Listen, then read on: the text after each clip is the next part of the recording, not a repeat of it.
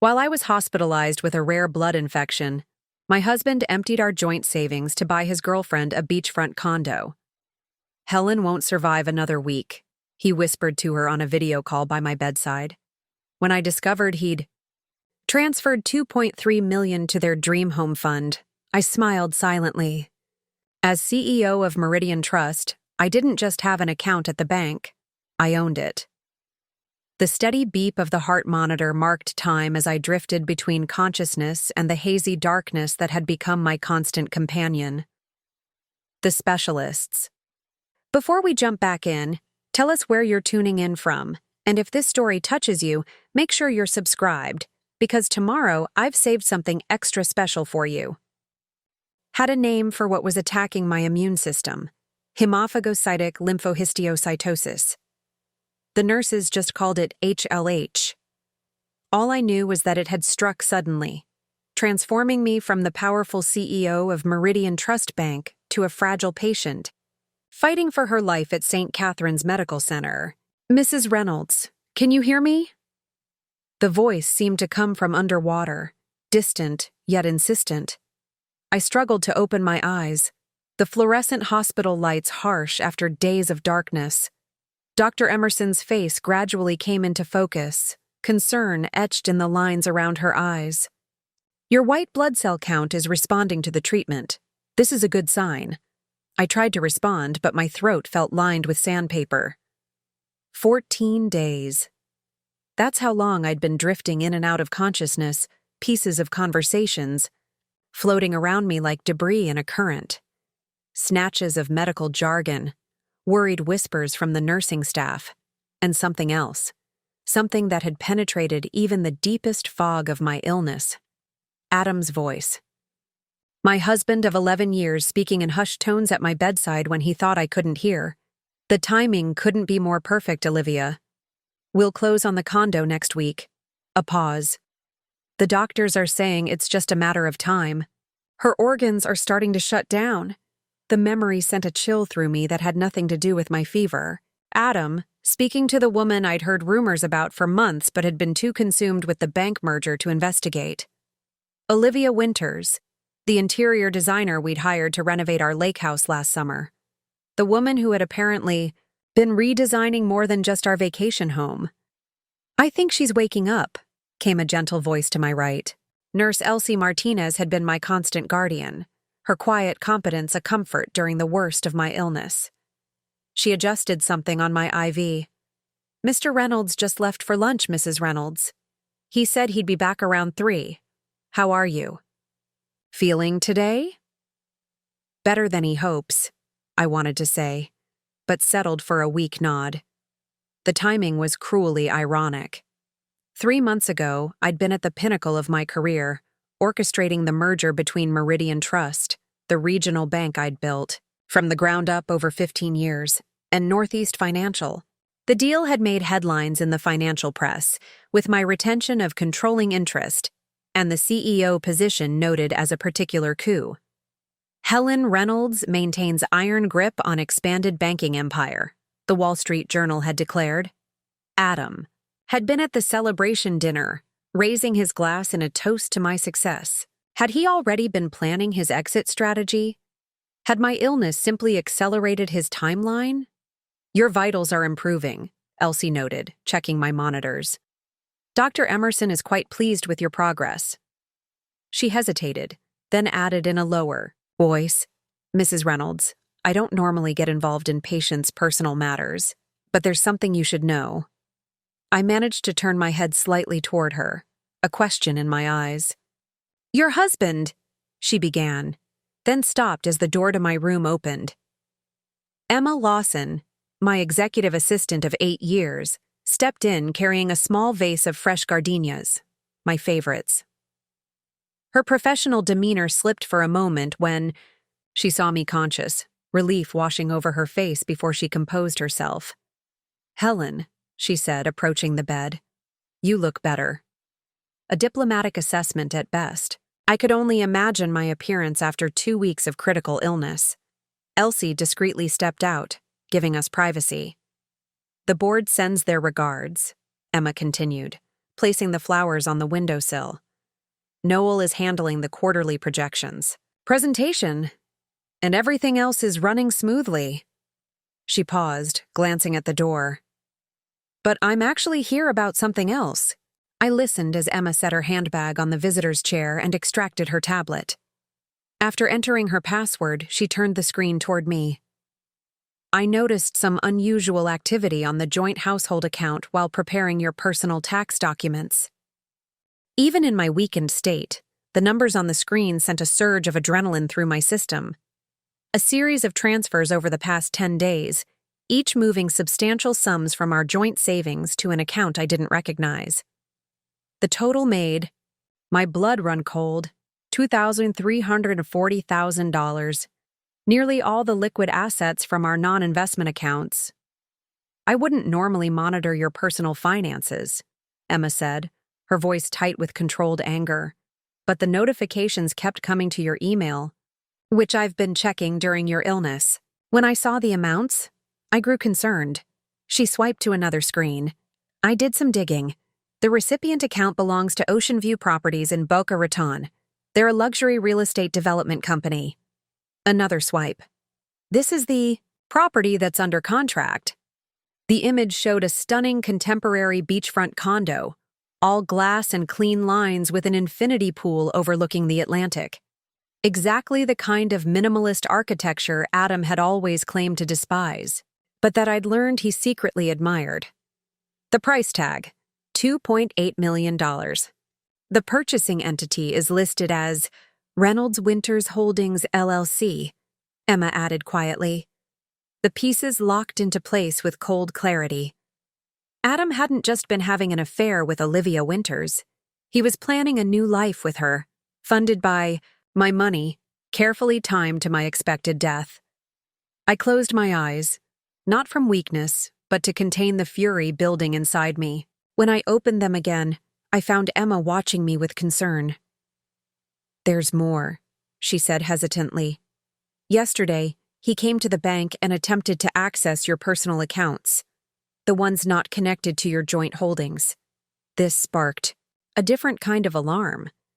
Those accounts contained the majority of my wealth, stock options from the bank's founding, my inheritance from my parents, and the significant bonuses I'd earned but kept separate from our marital assets on the advice of my financial team.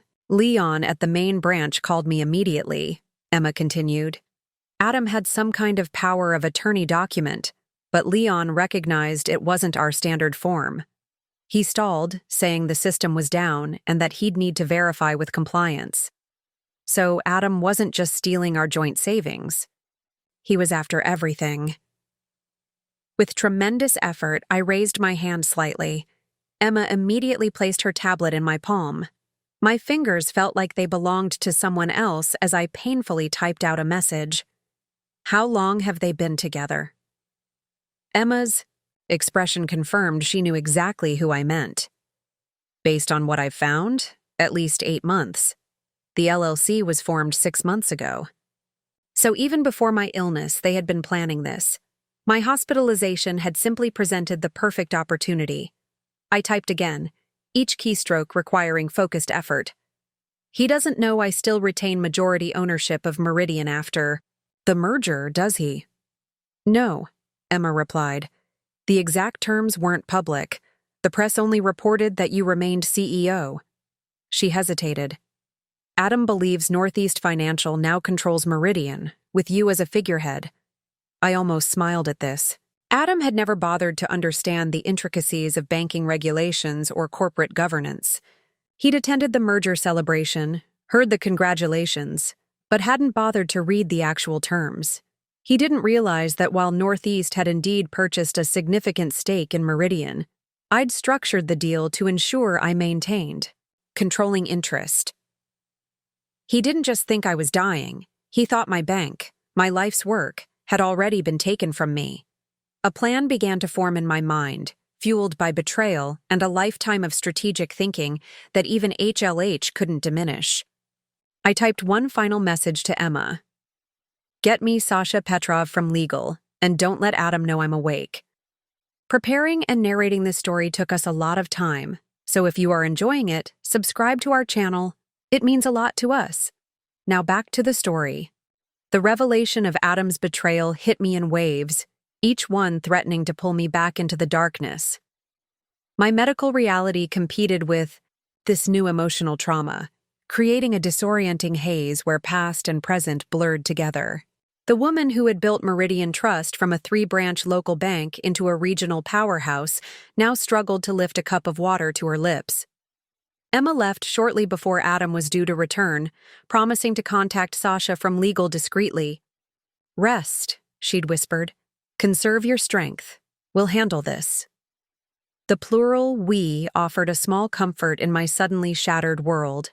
I tried to reconcile the Adam I thought I knew with the man who had drained our accounts. Memories surfaced and receded like the tide. Our wedding in the botanical gardens, weekends working side by side renovating our first small house, celebrations as each of Meridian's new branches opened. Had it all been a calculation on his part? 11 years of marriage now seemed like an elaborate deception. When had it started? I searched my mind for signs I'd missed, but the illness clouded my thoughts. Had it been during the merger negotiations, when I'd been working 16-hour days? Or earlier, when we began renovations on the lake house and brought Olivia into our lives?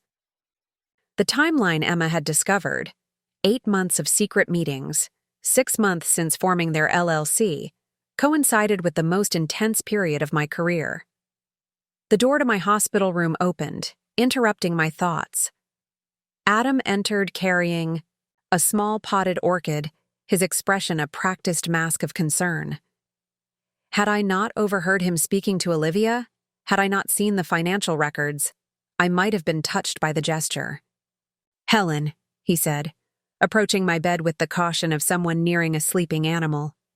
"You're awake." I allowed my eyes to flutter partially open, careful to maintain the appearance of someone barely conscious. In this state of feigned weakness, I observed him with new clarity. His charcoal gray suit, Armani, purchased with my bonus last year. The subtle tan that seemed out of place for April in Boston. The carefully styled hair that had more product than usual. He was dressed to impress, not to visit a dying wife. "The doctors say there's been some improvement in your numbers," he said, setting the orchid beside Emma's gardenias. "But they're still very concerned about organ function." His voice carried just the right amount of worry, the performance nearly flawless. I made a small sound, intentionally unintelligible. "Don't try to talk," he said quickly, patting my hand with his. I noticed he was careful to avoid touching my IV line or any of the monitoring equipment. "Just rest. I've been handling everything. You don't need to worry about a thing." "No," I thought bitterly. "You've certainly been handling things." "I spoke with the bank yesterday," he continued, and I felt a surge of alertness. "Just making sure all our finances are in order. With the merger and everything, I wanted to be certain there wouldn't be any issues. Issues like accessing my personal accounts? Like transferring my assets to fund your beachfront escape with Olivia?" I kept my expression blank through tremendous effort, even as rage built inside me. "Oh, I almost forgot to tell you," he added, his tone deliberately casual. "I bumped into Noel at the coffee shop this morning. He mentioned the Northeast financial executives are very pleased with how things are going at Meridian. He said your position as CEO will be secure when," he caught himself, "when you recover." The slip was telling. "When I die" was what he'd been about to say. Adam checked his watch, an unnecessarily obvious gesture. "I need to run to a meeting with the contractor about the lake house renovations. Apparently, there's an issue with the custom cabinets Olivia ordered." "I'm sure there is," I thought. "I'll be back this evening," he promised, leaning down to place a kiss on my forehead that took all my willpower not to recoil from. Just focus on getting better. As soon as the door closed behind him, I let out a breath I hadn't realized I'd been holding. The performance had drained what little energy I had. The casual cruelty of his deception, visiting his dying wife while planning, A future with another woman purchased with my money was almost incomprehensible. Mrs. Reynolds? Elsie had returned, her expression suggesting she'd been waiting for Adam to leave. Your assistant called. She said to tell you that S will be here at 4. I assume that means something to you? I nodded slightly. Sasha Petrov, Meridian's lead counsel, would be arriving in just under 2 hours. I've adjusted your medication schedule, Elsie continued, checking my IV. The new treatment Dr. Emerson prescribed seems to be helping. Your temperature has been normal for 12 hours now. She hesitated, then moved closer to the bed, lowering her voice. Mrs. Reynolds, there's something I need to tell you. Something I've observed about your husband's behavior. I managed to whisper, my voice barely audible. I know. Elsie's eyes widened slightly. You know about the woman who calls when he steps out? About their conversations? I nodded, conserving my strength. I don't normally involve myself in patients. Personal matters, she said, adjusting my blanket. But I've been a nurse for 22 years, and I've seen this before. Spouses who... She trailed off, uncomfortable with articulating the ugly truth. Who are waiting for their partners to die, I finished for her, my voice slightly stronger. Elsie nodded grimly. He takes video calls in the waiting area at the end of the hall. I've heard things about money, about plans for after. She straightened her shoulders. I've documented the conversations in my personal notes. I thought you might need them someday. This unexpected ally moved me more than I could express. Thank you, I whispered. There's something else, Elsie added. 2 days ago, when you were at your worst, he brought papers for you to sign. Said it was related to medical decisions. But I recognized a power of attorney form. I told him you were in no condition to sign anything and that any essential medical authorizations were already in your chart. So that's how he'd gotten the document he'd presented at the bank. Not with my signature, but through some other means. Forgery, most likely. He didn't like that answer, Elsie continued. Tried to insist. I had to remind him that I'm required to report any suspicious activity concerning vulnerable patients. The heart monitor betrayed my increasing pulse. Adam had been more desperate and bolder than I'd realized. You need to rest now, Elsie said, noting my reaction. Your body is still fighting. Save your strength. She was right. The brief conversation had exhausted me, and I could feel the fog of medication pulling me back. But as consciousness slipped away, a thought crystallized with perfect clarity. I might be weak physically, but I was still Helen Reynolds. I had built Meridian Trust by outmaneuvering men who underestimated me at every turn. Adam had made the same mistake, and it would cost him everything. The gentle shake of my shoulder pulled me from a dreamless sleep. I opened my eyes to see Sasha Petrov standing beside my bed, her characteristic black suit and crimson lipstick a stark contrast to the clinical white of the hospital room. As Meridian Trust's lead counsel for the past 7 years, Sasha had navigated the bank through regulatory challenges, aggressive acquisitions, and most recently, the complex merger with Northeast Financial. Helen, she said softly, her Russian accent more pronounced than usual, suggesting stress. Emma briefed me on the situation. I came as soon as I could arrange it without raising suspicions. I attempted to sit up, immediately regretting the effort as weakness washed over me. Sasha quickly adjusted the bed controls, raising me to a more dignified position. How much did Emma tell you? My voice was stronger than it had been earlier, the afternoon's rest having restored some small measure of energy. Enough. Sasha's expression was carefully neutral, but I could see the controlled anger in her eyes. Your husband has emptied your joint accounts to purchase property with another woman while you've been critically ill. He attempted to access your personal accounts using questionable documentation, and based on conversations overheard by hospital staff, he appears to be anticipating your death rather than your recovery. Hearing it laid out so clinically somehow made it more real, more painful. I closed my eyes briefly, steeling myself. When I opened them, Sasha was watching me with an intensity I recognized from our most challenging negotiations. "The first thing you should know," she said, taking a seat beside the bed, "is that we've already secured your remaining assets. As of 30 minutes ago, your personal accounts at Meridian have been flagged with the highest security protocols. No withdrawals or transfers will be processed without biometric confirmation, your fingerprint or retinal scan specifically." Relief flooded through me. At least Adam couldn't get to the rest of my money. "What about what he's already taken?" I asked. "The $234 million from your joint savings?" Sasha removed a tablet from her briefcase. "That's more complicated. Legally, he had access to those accounts. However," she held up a hand as she saw my expression darken, "there are several avenues we can pursue." She tapped on the tablet, bringing up documents. "First, we have the timing. The significant withdrawals began precisely when your condition became critical, suggesting opportunistic behavior that a court would view unfavorably. Second, the creation of an LLC with another woman 6 months ago points to premeditation. Third, there's the attempted use of a power of attorney that you didn't sign. He forged my signature?" The words came out as barely more than a whisper. "Most likely," Sasha nodded. "We'll need to confirm, but Elsie's statement about him bringing papers when you were incapacitated strongly suggests it. Forgery of a legal document is criminal fraud, Helen.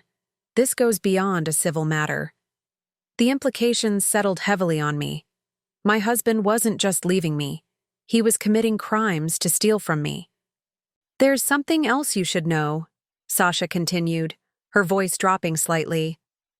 "Emma asked me to look into Olivia Winters more thoroughly.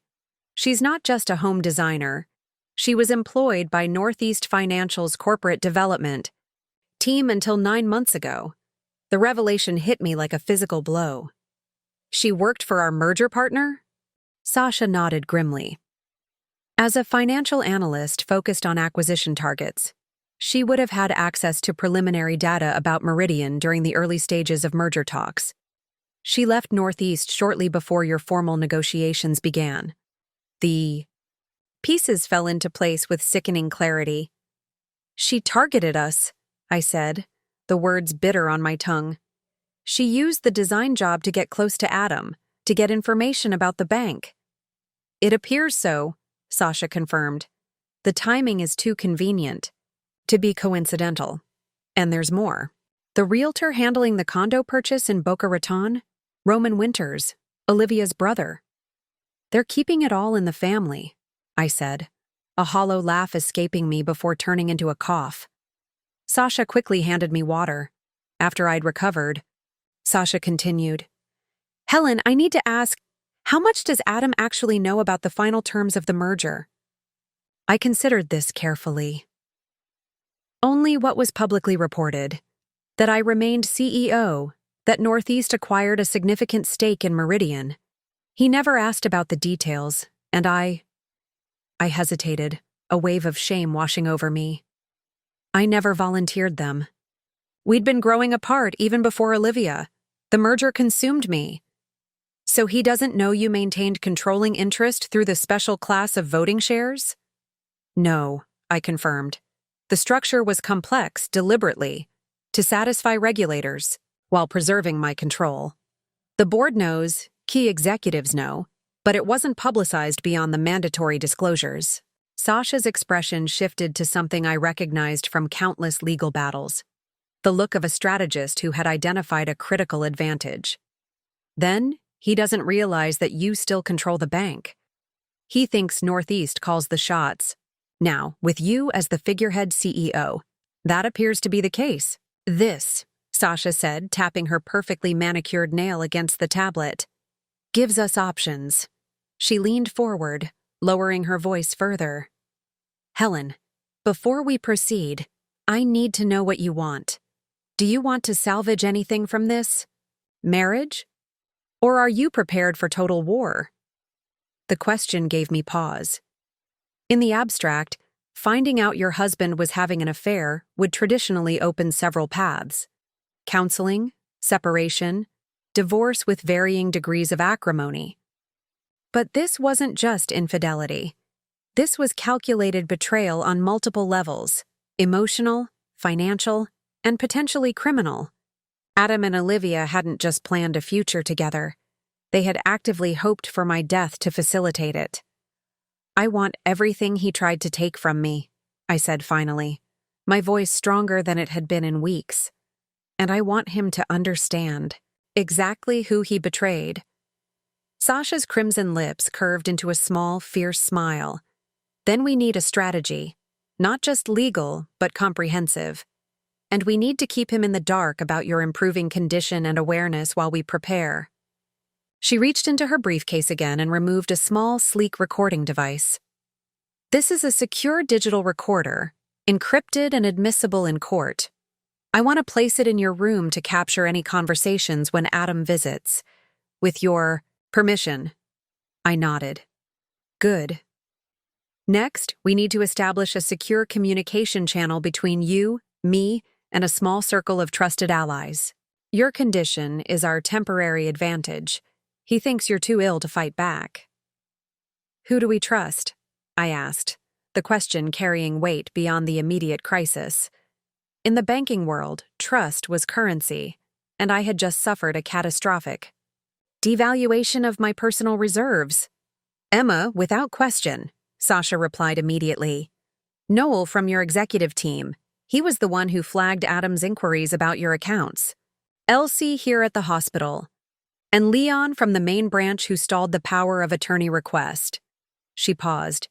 "Beyond that, we keep the circle tight until we're ready to move." The small list of allies was both comforting and painful, a reminder of how isolated my position had become. And yet, these were powerful connections. People with access, information, and loyalty to me rather than to Adam. "What's our first move?" I asked. "Information gathering," Sasha replied.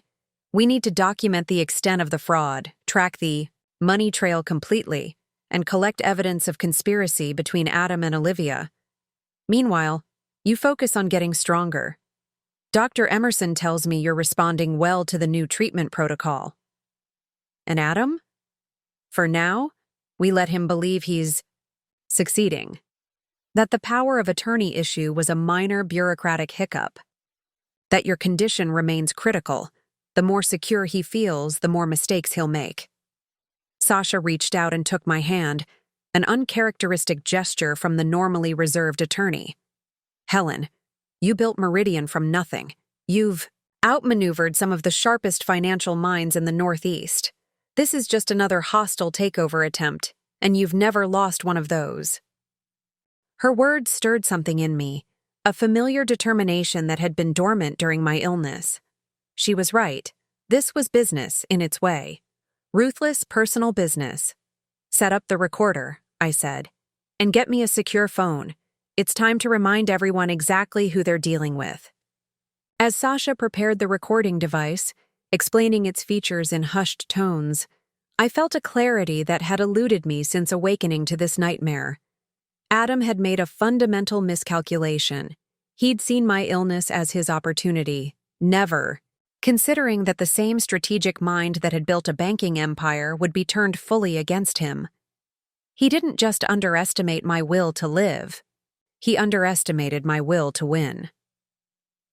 2 days after Sasha's visit, my physical strength had improved enough that Dr. Emerson reduced my medication. The fog that had clouded my thinking began to lift, bringing with it a sharper awareness of both my situation and my growing resolve to address it. The HLH was responding to treatment, my body fighting back just as my mind was preparing to do the same. Adam maintained his routine of brief daily visits, each a masterclass in false concern. I continued my pretense of semi-consciousness, watching through half-lidded eyes as he checked messages on his phone when he thought I wasn't aware, smiling at texts that could only be from Olivia. The digital recorder Sasha had hidden captured It all, his one-sided updates to Olivia about my deteriorating condition when he stepped into the hallway, his casual inquiries to the medical staff about typical timelines for cases like Helen's. Each recording was retrieved daily by either Emma or Elsie and delivered to Sasha, building our case piece by damning piece. On the morning of the third day, Emma arrived earlier than usual, her typically composed expression replaced by barely contained agitation. "We've found something," she said, closing the door behind her and approaching my bed. "Sasha asked me to bring this to you immediately." She removed a secure tablet from her bag, one of Meridian's executive devices with advanced encryption. As she entered a complex password, I noticed her hands trembling slightly.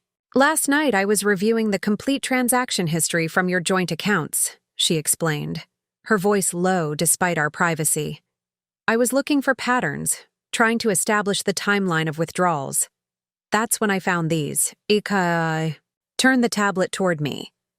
On the screen was a spreadsheet detailing transactions from the past year. Emma had highlighted several rows in red, transfers dating back 11 months, long before my illness.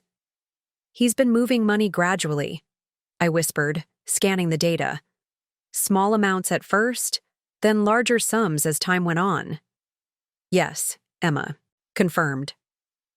"And there's more." She swiped to another screen. "These are transfers from Meridian's operational accounts." My blood went cold. "He's been stealing from the bank?" Emma nodded grimly. "Through a sophisticated scheme that we're still unraveling. It appears he used your personal login credentials to authorize wire transfers to shell companies, small amounts, disguised as vendor payments. How did he get my credentials?" I struggled to sit up straighter, pulse quickening. "We believe from your home office computer. The IT security team confirmed your credentials were used from your home IP address during times you were at headquarters. The amounts were below the threshold that would trigger automatic security reviews. The violation felt physical. Adam had not only betrayed our marriage but had used my own identity to steal from the institution I had built. The total at the bottom of the spreadsheet made me physically ill. $487,000 over the past 11 months. "There's something else," Emma said, her voice even quieter now. "Sasha asked Noel to discreetly investigate Olivia Winter's departure from Northeast Financial." She swiped to an internal memo on Northeast letterhead, dated 9 months earlier. It detailed an amicable separation between Northeast and Olivia Winters following an internal review of potential conflicts of interest. Reading between the carefully worded corporate lines, the message was clear. She had been pushed out, not voluntarily resigned. "She was fired," I said flatly. "Yes, but with a separation agreement that included a non-disclosure clause. Noel's contact at Northeast couldn't provide details, but implied it involved improper use of confidential information." The picture growing clearer was far uglier than a simple affair. So, Northeast discovers Olivia misusing information, possibly about the potential Meridian merger. They quietly let her go with an NDA. And somehow during this period she meets and begins a relationship with my husband. "That's our current understanding," Emma confirmed. "And shortly after their relationship begins, unusual transfers start, appearing from both your joint accounts and Meridian's operational funds." I closed my eyes, absorbing the magnitude of what we were uncovering. This wasn't just personal betrayal. It was financial fraud, corporate espionage, and identity theft, all orchestrated by the man who had shared my bed for 11 years. "Who else knows about this?" I asked, opening my eyes. "Only Sasha, Noel, and now us," Emma replied. "Sasha thought you should know immediately. She's meeting with the bank's forensic accounting team this afternoon, people she trusts implicitly. She's framing it as a routine security audit to avoid raising alarms. And Adam has no idea we're investigating? None. He was at the bank yesterday, meeting with Leon about estate planning. Leon played along perfectly, expressing sympathy about your condition while subtly gathering information on what Adam knows about your accounts." The irony might have made me laugh if the situation weren't so serious. Adam thought he was manipulating a sympathetic bank manager, unaware that Leon was one of the few people who knew the truth about Meridian's ownership structure and my improving health. "What about the condo purchase?" I asked, remembering the $234 million that had vanished from our joint savings. Emma tapped the tablet again, bringing up property records. "The transaction is scheduled to close tomorrow. Final wire transfer at 2 p.m. Once completed, the property will belong to Reynolds Winters Holdings LLC. Tomorrow." The timeline suddenly compressed, creating both urgency and opportunity. I thought, carefully, the strategic part of my mind, the part that had navigated Meridian through financial crises and aggressive takeover attempts, now fully engaged. "Get Sasha on the phone," I said. "Secure line now." Emma nodded, quickly dialing on a specialized phone that Sasha had provided. Within moments, the attorney's crisp voice filled the room via speakerphone. "Helen, I was just about to call you. I assume Emma has briefed you?" "Yes. We need to move faster than we planned. The condo closing is tomorrow." "I'm aware," Sasha replied. "We have several options, but all require your direct authorization as CEO. What are you suggesting?" "A targeted financial freeze. As a regulated financial institution, Meridian has both the right and obligation to suspend transactions where fraud is suspected. With the evidence we've gathered about Adam's misuse of bank funds, we have grounds to freeze not just the wire transfer for the condo, but all related accounts, including the Reynolds Winters LLC and any personal accounts Adam holds at Meridian." The plan was elegant in its simplicity, using banking regulations as a shield and weapon simultaneously. "Would this alert Adam that we're onto him?" "Yes," Sasha admitted. "But it would prevent the condo purchase from completing, securing the $234 million before it transfers to the property. We can always unfreeze if necessary, but once the closing happens, recovering the funds becomes much more complex." I considered our position carefully. The evidence we had gathered was substantial, but still developing. Freezing the accounts would show our hand earlier than planned. Yet allowing the condo purchase to proceed would put a significant asset beyond immediate reach. "What about Olivia?" I asked. "Where do her finances stand?" Emma responded, consulting another document on the tablet. She closed her accounts at Northeast when she left the company. Currently banks with First Atlantic, with balances totaling approximately $194,000 across checking and savings. Not substantial enough to complete the condo purchase without Adam's contribution. "And the property itself? Who's the seller?" "Ocean. Blue Development Group," Emma replied. "A luxury real estate firm specializing in beachfront properties. No obvious connections to either Adam or Olivia, though we're still investigating the broker, Roman Winters." I came to a decision. "Here's what we're going to do. Freeze the LLC account and Adam's personal accounts, but do it at 1:45 p.m. tomorrow, 15 minutes before the scheduled closing. That gives us time to gather maximum evidence while still preventing the transaction." "That's cutting it close," Sasha cautioned. "It's what we're doing," I said firmly.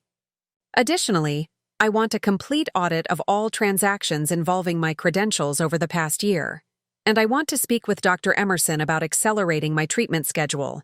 It's time I got out of this bed." The confidence in my voice surprised even me. For 2 weeks I had been at the mercy of my illness and others' care. Now, despite my physical weakness, I was reclaiming control over my health, my bank, and my future. "There's one more thing you should see," Emma said quietly after we ended the call with Sasha. She hesitated, then pulled up a final document. On the tablet, an email from Adam to Olivia sent just yesterday. The subject line read simply, "After." The message contained 3 attachments: floor plans for the Boca Raton condo with furniture arrangements, a Caribbean cruise itinerary dated for next month, and a life insurance policy in my name with Adam as the sole beneficiary. The email text itself was brief. all set for tomorrow's closing. The deposit from H's account cleared without issues. Once we have the keys, we're just waiting for nature to take its course. Dr. E says it could be any day now. Then we're free. Something shifted inside me as I read those words. Something fundamental and irrevocable. The last lingering question of whether there might have been some explanation, some misunderstanding, evaporated completely. Adam wasn't just betraying me. He was actively waiting for me to die, counting on it, planning his new life around it. And Dr. E, my own physician, was somehow involved, feeding him information about my condition. "Get Dr. Emerson off my case," I said, my voice like steel. "Immediately, and find out what connection she has to Adam or Olivia." Emma nodded, already typing a message. "What about tomorrow's freeze? Should we adjust the plan based on this?" I stared at the email, at the casual discussion of my anticipated death, at the calculated transfers of my money, at the life built on the expectation of my absence. "No," I said finally. "We stick to the plan. But I want to be there when it happens. Not just on the phone, physically present at the bank." "Helen, you're still recovering." "Tomorrow at 1:45 p.m. I will be sitting in my office at Meridian's headquarters when Adam's financial world collapses," I stated, brooking no argument. "Arrange it with whichever doctor replaces Emerson. I don't care what it takes." The CEO of Meridian Trust was officially back on duty. The revelation about Dr. Emerson sent shockwaves through my small circle of allies. By evening, she had been removed from my case, replaced by Dr. Felicity Yang, a specialist in immunological disorders who had no connection to Adam or Meridian Trust. Emma had discovered that Emerson's husband worked for a law firm that occasionally represented Northeast Financial, a connection that was tenuous but concerning enough to warrant caution. "Your recovery is actually further along than Dr. Emerson reported," Dr. Yang informed me after a thorough examination. "The latest blood work shows significant improvement in your inflammatory markers. She was prescribing appropriate medications, but may have been downplaying your progress in her notes." This confirmed our suspicions. Emerson had been feeding Adam information, likely suggesting my condition was worse than it actually was. Whether she was an active participant in the conspiracy or merely manipulated through her husband's connections remained unclear. "What's my actual prognosis?" I asked Dr. Yang. She studied my chart thoughtfully. "HLH is serious, but you're responding exceptionally well to treatment. You'll need ongoing care and monitoring, but there's no reason you couldn't leave the hospital for brief periods, provided you return for your treatment regimen. I wouldn't recommend a full day of work yet, but a few hours should be manageable." The news bolstered my determination. I would be able to go to Meridian tomorrow as planned, to be physically present when we confronted Adam's fraud. After Dr. Yang left, I requested time alone to think. Propped up in my hospital bed, I took stock of my situation, conducting the kind of clear-eyed assessment I would perform for any high-stakes banking scenario. Assets, control of Meridian Trust. Way. Loyalty of key personnel. Substantial personal wealth beyond what Adam had accessed. Irrefutable evidence of fraud. The element of surprise. Adam believed I was unaware and likely dying. Liabilities. Physical weakness. The money already spent from joint accounts. Potential. Insider at Northeast Financial. The question of how deeply Dr. Emerson was involved. The emotional trauma of betrayal still threatening to cloud my judgment. I had built Meridian Trust from a struggling 3-branch local bank into a regional powerhouse with 27 locations across 4 states. I had navigated the 2008 financial crisis without a single quarter of losses, outmaneuvered predatory competitors, and structured a merger that appeared to be a takeover while actually preserving my control. Yet I had failed to see the betrayal within my own home. Had I been so focused on external threats that I'd missed the one beside me each night? Or had I simply trusted unwisely? I reached for the hospital phone and called Noel Miller, Meridian's chief operating officer and my most trusted executive, after Emma. Within minutes, he joined the secure conference line with Sasha already waiting. "Talk me through tomorrow's procedure," I said without preamble. "We've prepared everything," Noel confirmed. "The freeze will be executed as a Level 1 security protocol, the same process we use when we detect potential terrorism financing or major fraud. It requires 2 executive signatures, which will be mine and Leon's, using the authority you've delegated during your absence. And the documentation?" "Already," Sasha interjected. "We have transaction records showing unauthorized use of your credentials, transfers to shell companies, and the gradual siphoning from your joint accounts. The packet will be delivered to federal banking regulators simultaneously with the freeze. Action." "What about Olivia?" I asked. "We've confirmed she's in Boca Raton already," Noel said. "She arrived last night, presumably to handle final details for the condo closing. Roman Winters, her brother, has been meeting with her and the property developers. We have surveillance photos." "And Adam?" "He has a 10 a.m. flight to Fort Lauderdale. Tomorrow." His assistant at the investment firm believes he'll be gone for 3 days on family business. He's told the hospital he's attending a financial conference and won't be visiting until Sunday. Everything aligned with our timeline. Adam would arrive in Florida in time for the 2 p.m. closing, expecting to sign the final papers for the condo purchased with my money he was stealing while waiting for me to die. "What's our contingency if he attempts to transfer the funds earlier than scheduled?" I asked. "We've implemented silent monitoring on all relevant accounts," Noel explained. "Any transaction attempt will trigger an immediate alert. We can execute the freeze protocol at any time." I nodded, satisfied with the thoroughness of our preparations. "And my visit to the bank?" "All arranged," Emma confirmed, joining the call. "Dr. Yang has approved a 3-hour window away from the hospital. We'll have a private ambulance transport you to Meridian's executive entrance. The boardroom has been prepared with medical equipment as a precaution, and a nurse will accompany. You? Who knows, I'll be there." "Only the 5 of us," Sasha said. "Even the nurse believes you're coming in to sign critical documents that cannot legally be executed remotely. We've compartmentalized information to minimize the risk of leaks." The plan was comprehensive, but I needed to be certain of one final element. "What about Northeast Financial? Could they have any involvement in this beyond Olivia's former employment?" A brief silence followed. Finally, Sasha spoke. "We don't have evidence of institutional involvement, but we can't rule it out entirely. Olivia's separation agreement suggests Northeast discovered her actions and terminated her rather than being complicit. However, we're maintaining operational security as if they could be monitoring our activities. This was the uncertain variable in our equation: how far the conspiracy extended.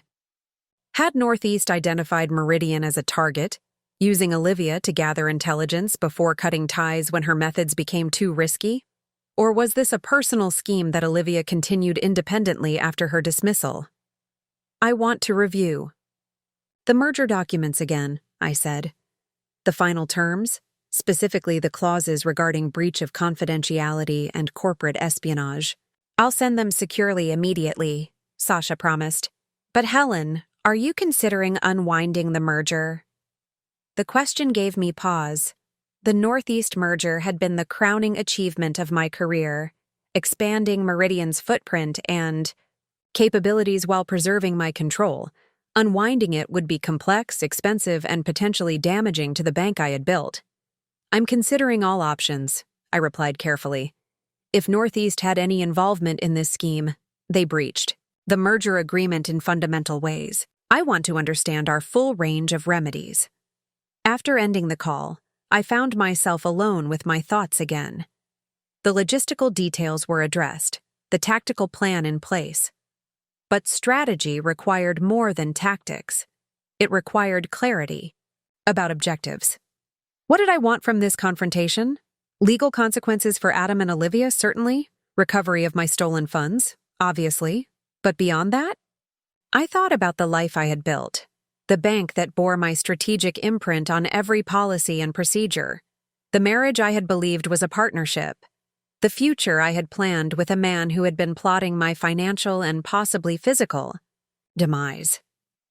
The Helen Reynolds who had entered this hospital 2 weeks ago was gone. In her place was someone harder, more clear-eyed about human nature, someone who would never again mistake professional success for personal security or confuse partnership with true loyalty. The vibration of the secure phone Sasha had provided interrupted my reflections. A text message from an unknown number. Package delivered. Subject proceeding according to schedule. Will update at 0600. One of our surveillance team, confirming that Adam was continuing with his travel plans. Everything was proceeding as anticipated. I picked up the hospital phone again, this time dialing Elsie at the nurse's station. Mrs. Reynolds, do you need something? Her voice carried genuine concern. Yes, I replied. I need you to help me stand up and walk around my room. I have somewhere important to be tomorrow, and I need to be strong enough to get there. For the next hour, Elsie supported me as I took tentative steps around the hospital room, pushing through the weakness and dizziness. Each step was a victory, each circuit of the room a declaration of intent. Tomorrow I would walk into Meridian Trust under my own power. I would sit in the chair I had earned through years of strategic brilliance and unwavering determination. And I would watch as the man who thought he could take everything from me discovered just how catastrophically he had underestimated Helen Reynolds.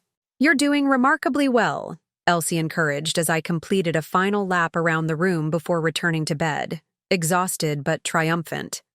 I have excellent motivation, I replied, thinking of Adam's email. After would not be what he expected. After would be my reclamation, my justice, my new beginning. As I drifted toward sleep, I found myself mentally rehearsing what I would say to Adam when he realized the truth. What words could possibly convey the magnitude of his miscalculation? What expression would cross his face when he understood that his perfect plan had collapsed entirely? Tomorrow would provide the answers. Tomorrow, the banker who had navigated a financial empire through crisis after crisis would apply those same skills to the most personal battle of her life. And unlike my husband, I never lost when the stakes were this high. Morning brought clarity and purpose.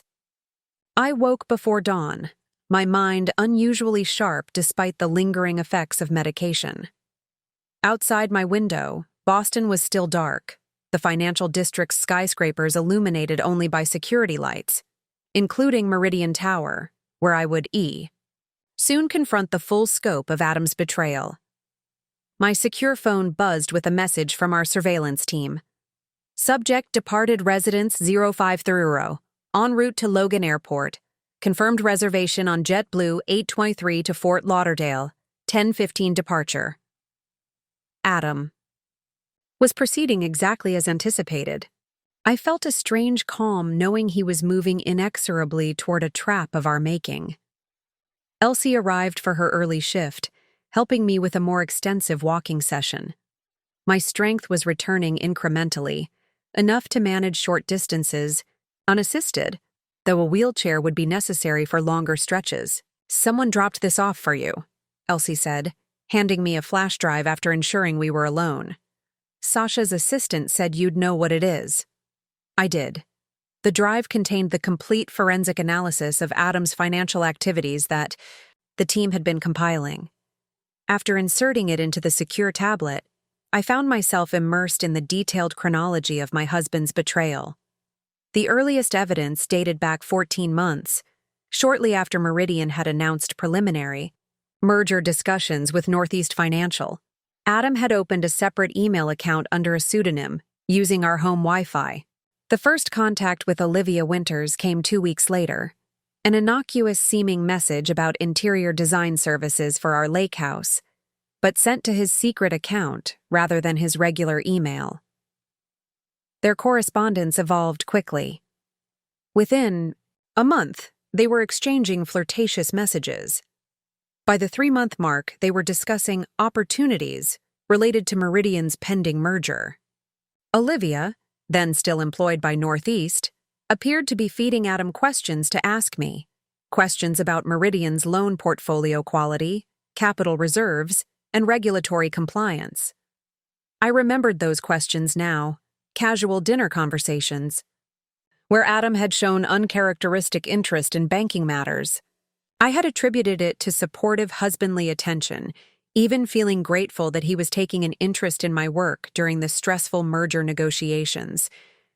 In reality, he had been mining me for information to relay to Olivia. The pattern shifted. 9 months ago, coinciding with Olivia's departure from Northeast. Their messages became more focused on personal matters, specifically financial planning for a shared future. The first mention of Florida property appeared, alongside discussions of investment strategies. Then came the first transfer from our joint account. $25,000 moved to a newly established LLC. The amount was small enough that I might not notice, amid the chaos of merger preparations, but large enough to serve as seed money for what would come next. The transfers increased in frequency and amount after that initial test. 5 months ago, they formed Reynolds Winters Holdings LLC, with documents listing both their names, but using our home address for Adam and a post office box for Olivia. 3 months ago, they began actively searching for Florida properties, focusing on beachfront condos in the $2 to $3 million range. Their communications showed increasing confidence, with fewer precautions about being discovered. Then I fell ill. The timeline showed a dramatic acceleration after my hospitalization. Within 2 days of my admission to St. Catherine's, Adam had transferred $180,000 from our joint savings to the LLC. 3 days later, another $300,000. The pattern continued, culminating in a $1.2 million transfer just last week, the single largest movement of funds. But the most disturbing revelations came from Adam's communications with Olivia during my illness. Screenshots of text messages captured their true characters. With chilling clarity, Adam, 3 days after my hospitalization. Doctor says it's progressing faster than expected. Her immune system is basically attacking itself. Could be weeks, not months. Olivia's response. That's terrible, but I guess the timing works out for the Boca property. Ocean Blue needs the down payment by next Friday to hold it for us. Adam, 1 week into my illness. Had a meeting with her bank today. There's some confusion about access to her personal accounts, working on getting the POA process expedited. Olivia, what about the life insurance? Is that all set? Adam, yes. $3 million policy. Beneficiary designation is confirmed. All comes to me. Between that and what we've already moved, we'll be set for life. The casual discussion of my anticipated death, treated as a financial windfall, rather than a personal tragedy, sent ice through my veins. This was beyond betrayal. It was a comprehensive dehumanization. To Adam and Olivia, I had become nothing more than a balance sheet to be liquidated, an obstacle with a convenient expiration date. The most recent messages revealed an additional dimension to their scheme. 3 days ago, Adam had written, Leon. At the bank is being difficult about the personal accounts. Says he needs to verify the POA with compliance. Might need to bring in Garrett's team if this continues. Garrett. The name triggered an immediate connection. Garrett Winters, a mid-level executive at Northeast who had been part of their merger negotiation team. And if Roman Winters was Olivia's brother, could Garrett be another family member? I sent a quick message to Noel asking him to investigate any relationship between Garrett Winters and Olivia immediately.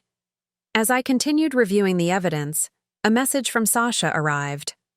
Surveillance confirms subject boarded flight to Fort Lauderdale. Estimated. Arrival 1:17 p.m. Timeline proceeding as expected. I allowed myself a small smile. While Adam flew south to claim his fraudulently funded beachfront condo, I would be sitting in my office at Meridian Tower, preparing to freeze every asset he thought he had secured. The final segment of the forensic report focused on Adam's own background, information I had never fully explored despite over a decade of marriage.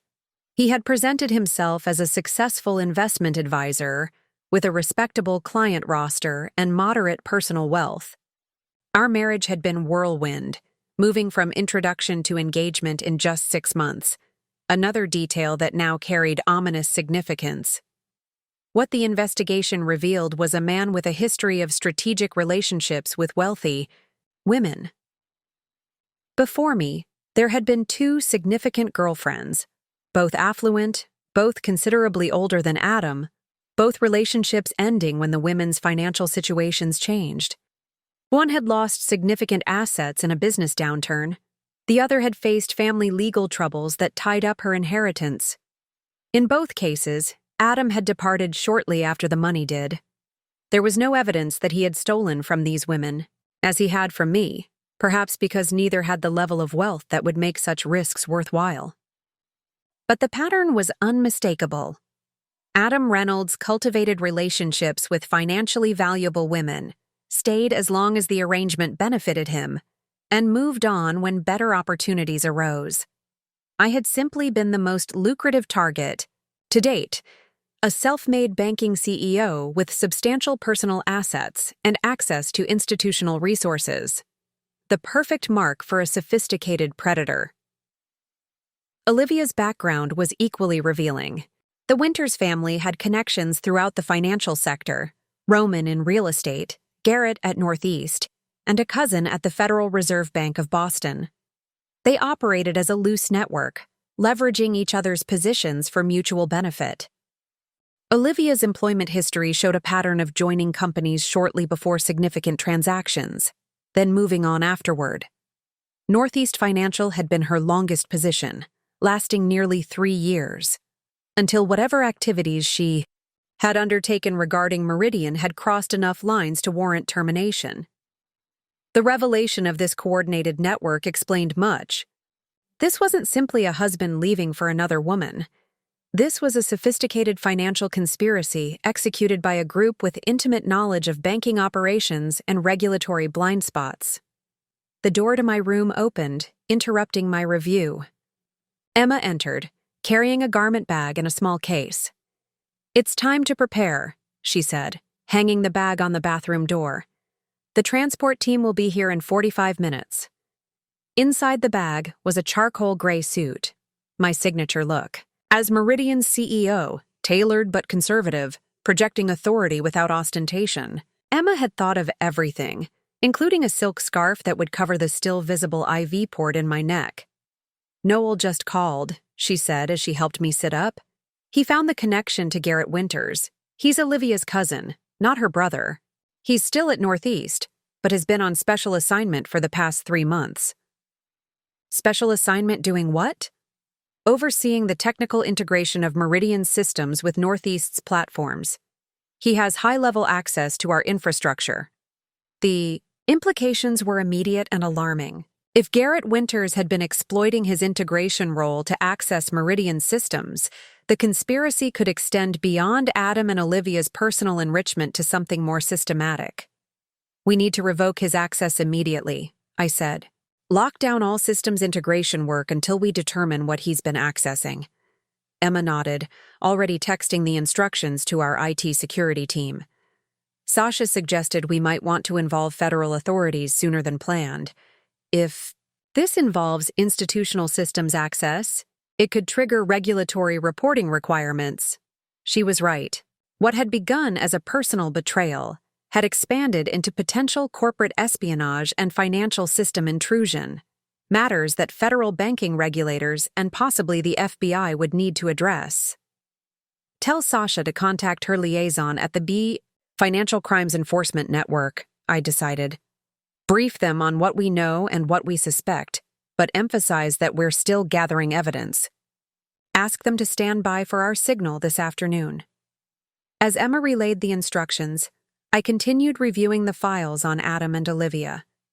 Their plan had been meticulous, opportunistic, and very nearly successful.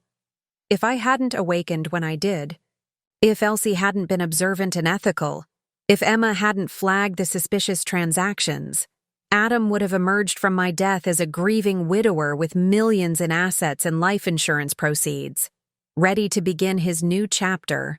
With Olivia in their beachfront paradise, the Winters family network would have potentially gained access to Meridian's systems and client information through Garrett's integration role, and I would have become nothing more than a convenient stepping stone in their ascent.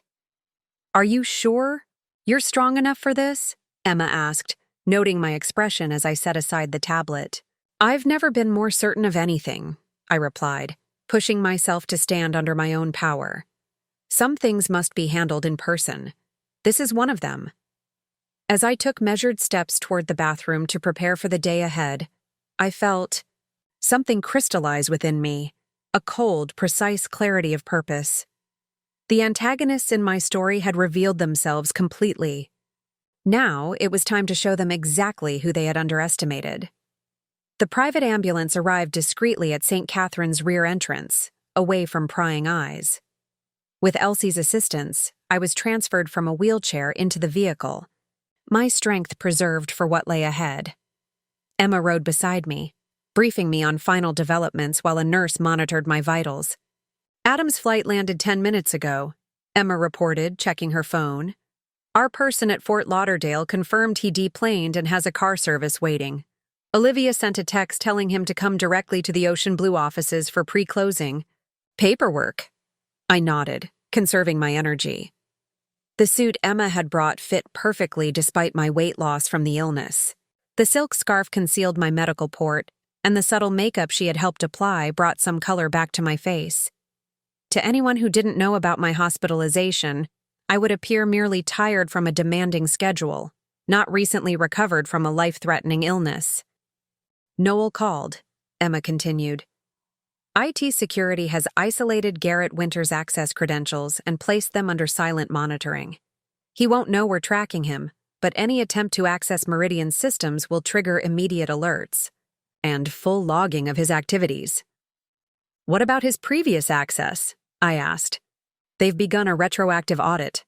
Preliminary findings show he's been primarily focused on our high-net-worth client database and international wire transfer protocols." That made sense.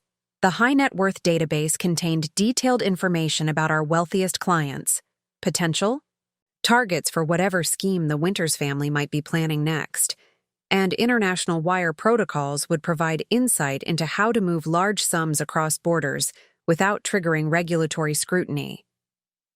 "Have they found evidence of data exfiltration?" Emma nodded grimly. "Several large encrypted files were transmitted to an external server last week. Our team is working to determine their contents, but the pattern suggests client portfolio information.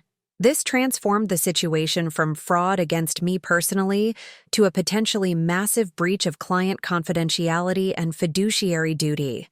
If Meridian's clients had been compromised, the regulatory consequences could be severe, potentially threatening the bank's reputation and stability." The ambulance turned onto Financial Plaza, approaching the imposing glass tower that housed Meridian Trust's headquarters.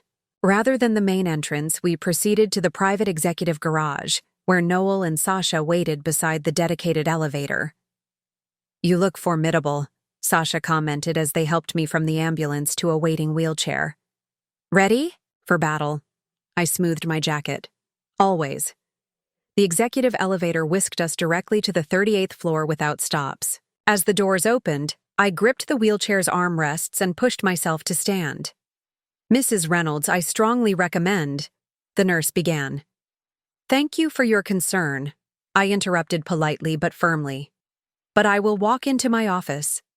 With Emma on one side and Noel on the other, I made my way slowly but steadily down the corridor. Staff members stopped in surprise, quickly schooling their expressions as I passed. Word of my arrival would spread quickly, but we needed only a short window before the account freeze was initiated.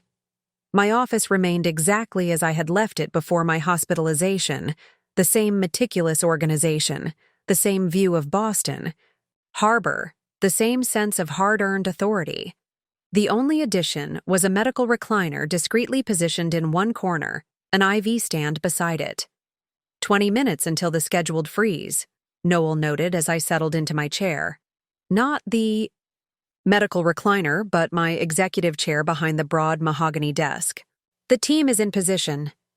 Leon waited in the adjoining conference room with the fraud investigation unit and representatives from compliance. The bank's general counsel had been briefed that morning and was standing by.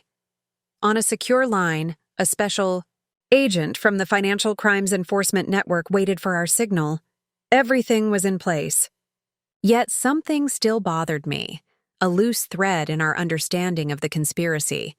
The timing, I said suddenly. When exactly did Northeast identify Olivia's improper activities? And when exactly did Adam begin pursuing the Florida property? Emma consulted her tablet. Northeast's internal investigation of Olivia concluded approximately 9 months ago. The Florida property search began in earnest 5 months ago.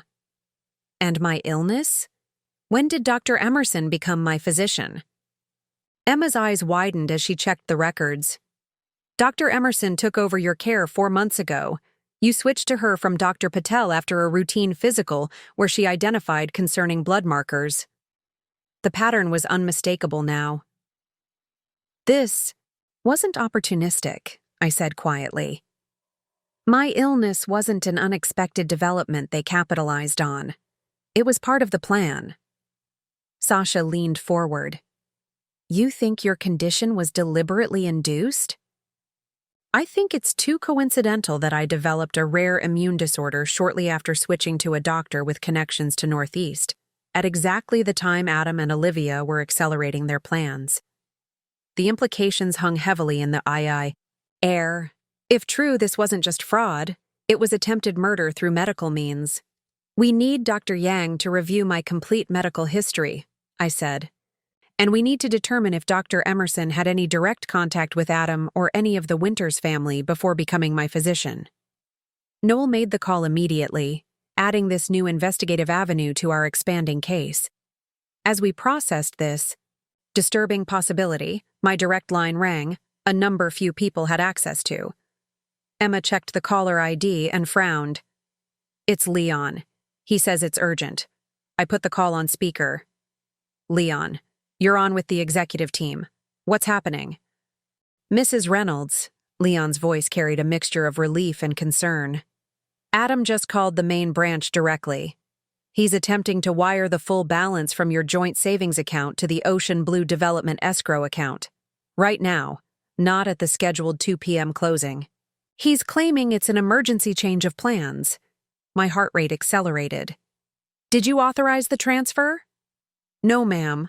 I told him our wire department was experiencing a technical delay and that international wires were backed up by at least 90 minutes. He was insistent. Said the deal would fall through without immediate funding. Adam was trying to accelerate the timeline. But why? Had he somehow been tipped off? Where is he now? I asked. Still on hold with our wire department. They're stalling as instructed. I made a split-second decision. Initiate the freeze protocol now. All accounts, all entities as planned. Noel nodded sharply and stepped into the adjoining room to give the order. Within moments, Meridian's advanced security system would lock down every account connected to Adam Reynolds, Olivia Winters, their LLC, and the entire Winters family network. What triggered his urgency? I wondered aloud. Something spooked. Him. Sasha was already on her phone, speaking rapidly to someone on our surveillance team. After a brief conversation, she turned to me with a grim expression. Garrett Winters tried to access Meridian's system 10 minutes ago and encountered the enhanced security protocols. He couldn't get in, but would have noticed the increased scrutiny. He may have alerted Adam. They're panicking, I said, a cold satisfaction settling over me. They know something's wrong, but not what. My direct line rang again. This time Emma's expression showed genuine shock as she checked the display. It's Adam, she whispered. On your private office line. I squared my shoulders and reached for the phone. This confrontation was coming sooner than anticipated, but perhaps that was for the best. The strategic advantage remained firmly mine. Helen Reynolds, I answered, my voice steady and professional. A moment of stunned silence greeted me before Adam recovered. Helen, you're at the office. Indeed. I kept my tone neutral, as if nothing were unusual about the CEO being at her desk. I understand you're attempting to initiate a significant wire transfer from our joint account. Yes. There's been a change in the closing schedule. His voice carried a forced casualness that might once have fooled me. The property developer needs the funds immediately, or we lose our deposit. I was handling it for us. For us? I repeated softly. How? Considerate. Another pause. I could almost see him recalculating, trying to determine how much I knew and how alert I truly was. The doctors said you were still heavily sedated, he ventured. When did you return to work? Just this morning. I've been reviewing some interesting financial activity in our accounts. Perhaps you'd like to discuss the Reynolds Winters Holdings LLC, or the $234 million you've transferred from our joint savings over the past 2 weeks? His sharp intake of breath was audible even through the phone. Helen, I can explain. I'm sure you can, I interrupted. In fact, I'd welcome the opportunity to hear that explanation. Unfortunately, there seems to be a problem with the accounts you're trying to access. What kind of problem? The false warmth had vanished from his voice. They've been frozen pending a fraud investigation. I delivered the news with the same tone I would use to discuss a quarterly earnings report. Standard protocol when unauthorized transfers are detected. You can't do that, he snapped, panic overtaking caution. That money is already committed. The closing is happening today. Is it? How interesting. I don't recall authorizing the purchase of a beachfront condo in Boca Raton, particularly not one titled to an LLC bearing your name and that of Olivia Winters. Complete silence followed. I could almost see the color draining from his face as he realized the depth of his exposure. You should know, I continued into the silence, that Meridian's Fraud Investigation Unit has compiled an extensive file on your activities, the unauthorized transfers, the forged power of attorney, the attempts to access my personal accounts, and, of course, the rather illuminating emails between you and Ms. Winters discussing how convenient my expected death would be for your financial planning. This is a misunderstanding, he attempted weakly. I was just moving our joint assets to a safe location during my illness, planning a therapeutic recovery location for when I improved, perhaps closing on a surprise gift for your loving wife. My voice hardened. Which lie were you planning to tell, Adam? The facade crumbled entirely. You weren't supposed to wake up, he hissed, anger replacing his careful performance. Emerson guaranteed your condition would deteriorate, not improve. There it was, confirmation of my darkest suspicions. So Dr. Emerson was actively involved. I suspected as much. You've always been too clever for your own good, he snarled. But you're still weak. You can't run the bank in your condition. The board will side with Northeast when they learn about your illness. I allowed myself a small, cold smile. You seem confused about several key facts, Adam, the most important being the actual terms of the Meridian Northeast merger. What are you talking about? Northeast owns controlling interest now. Everyone knows that. Everyone assumes that, I corrected. The actual structure is considerably more complex. I maintained controlling interest through a special class of voting shares. In simple terms that even you might understand, I still own the bank, Adam. I always did. His stunned silence was deeply satisfying.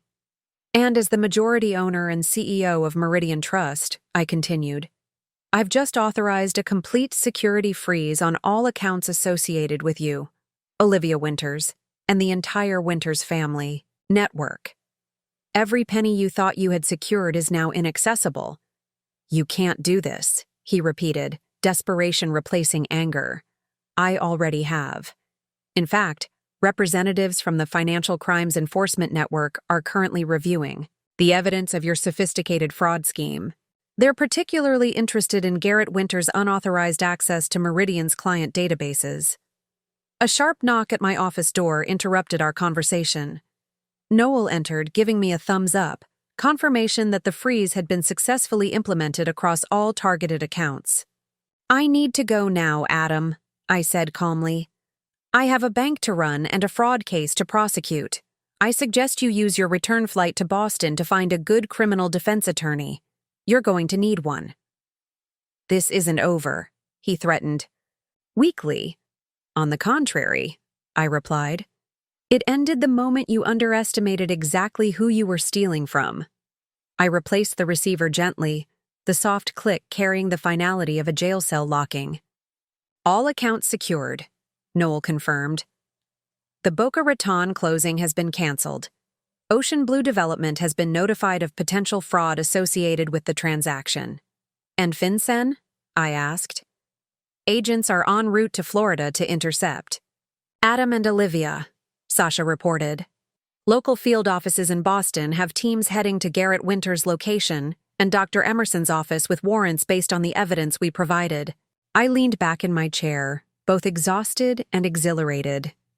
The strategic advantage I had cultivated throughout my career, my intimate knowledge of banking systems, my careful preservation of control, my network of loyal colleagues, had provided the perfect counter to Adam's betrayal. He had seen a vulnerable woman, laid low by illness, an easy target for financial exploitation. He never realized he was facing a banking CEO who had built an institution specifically designed to identify and prevent exactly the kind of fraud he attempted. "Helen," Emma said gently, "the nurse suggests you should rest now. Your treatment is scheduled in an hour." I nodded, finally allowing myself to be helped to the medical recliner. The immediate crisis was contained, the most critical actions taken. Now I could focus on recovery, both personal and institutional. "Schedule an emergency board meeting for tomorrow," I instructed Noel as the nurse checked my vitals. "We need to address the Northeast situation directly, particularly Garrett Winter's activities." "Already arranged," he confirmed. 2 p.m. in the main boardroom. "We've also prepared a statement for key stakeholders regarding the security event, without naming names yet." As the nurse prepared my IV medication, I gazed out at the Boston skyline from my office window. The city stretched before me, including the Northeast Financial Building just visible in the distance. I had defended my territory successfully, protected my institution, and reclaimed my authority. Adam had emptied our savings for his girlfriend while I was hospitalized, believing my illness left me defenseless. His fatal miscalculation? He didn't know I owned the bank, and now he was about to learn exactly what that meant.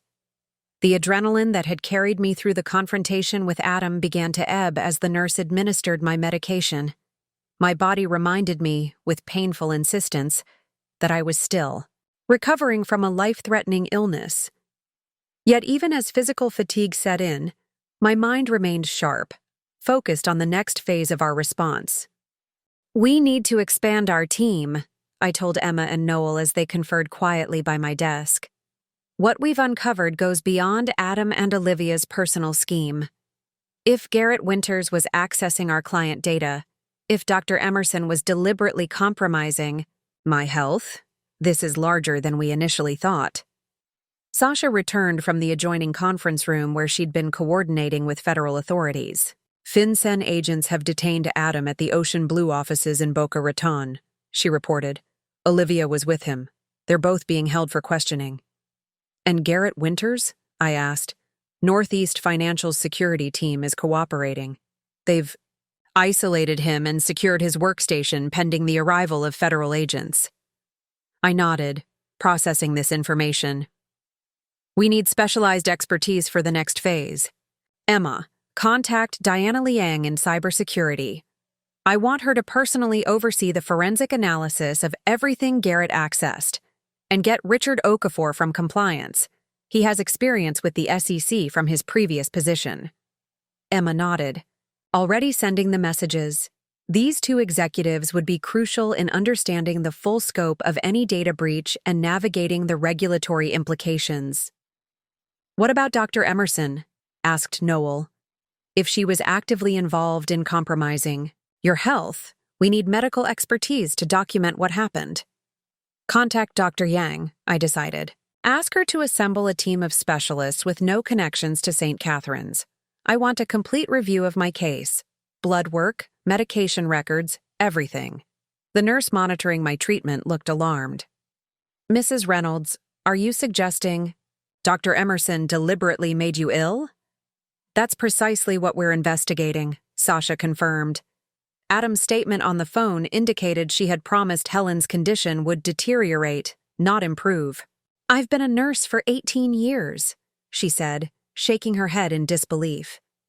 "The thought that a physician would—" She trailed off, then straightened her shoulders.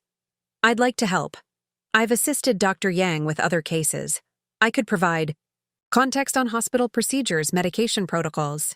I studied her face, the genuine shock and concern evident in her expression. "What's your name?" "Sophia Mendez." "Welcome to the team, Sophia," I said, making a swift decision. "Emma will get your contact information." As Emma and Sophia exchanged details, Leon arrived from the main branch carrying a secure tablet. "Mrs. Reynolds, we've completed the initial assessment of frozen assets," he reported, handing me the device. The screen displayed a comprehensive breakdown of all accounts now under Meridian's security hold. The total was staggering: $4.7 million across personal accounts, business entities, and investment vehicles controlled by Adam, Olivia, and various Winters family members. "The $234 million from your joint savings is here," Leon pointed to a highlighted entry. "Fully secured, but there's more. Accounts we didn't initially know about, including these 3 offshore holdings." The offshore accounts contained an additional $1.8 million, money that couldn't have come from my assets alone. "Other victims?" I asked. "Possibly," Leon replied. "Or other sources of illicit funds. The account history shows transfers from multiple entities over the past 3 years, including several that appear to be shell companies. This suggested an operation more extensive than just targeting me. Adam and the Winters family had potentially been running a sophisticated financial scheme for years, with multiple targets or revenue streams. "We need to trace every penny," I instructed. "Work with FinCEN to identify all sources and destinations. If there are other victims, we need to find them." A soft knock at the door preceded the arrival of Diana Liang, Meridian's Chief Information Security Officer. Despite the short notice, she arrived prepared, tablet in hand and the focused expression I'd come to expect from her. "I came as soon as I got Emma's message," she said. "I've already begun the security audit of Garrett Winters' access credentials. The preliminary analysis is concerning." She approached my medical recliner, showing me her initial findings. Garrett had accessed not just our high-net-worth client database, but also our fraud detection algorithms, international wire protocols, and, most alarmingly, our regulatory compliance reporting systems. "He wasn't just stealing client data," Diana explained. "He was studying how we detect and report suspicious activities, learning our security blind spots. To exploit them later," I concluded, "or to sell the information to others who would." Diana nodded grimly. "Exactly.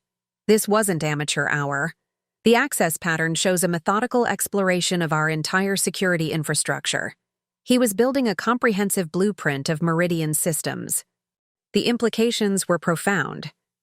Beyond the personal betrayal, beyond even the corporate espionage, this suggested a potential threat to the integrity of the banking system itself.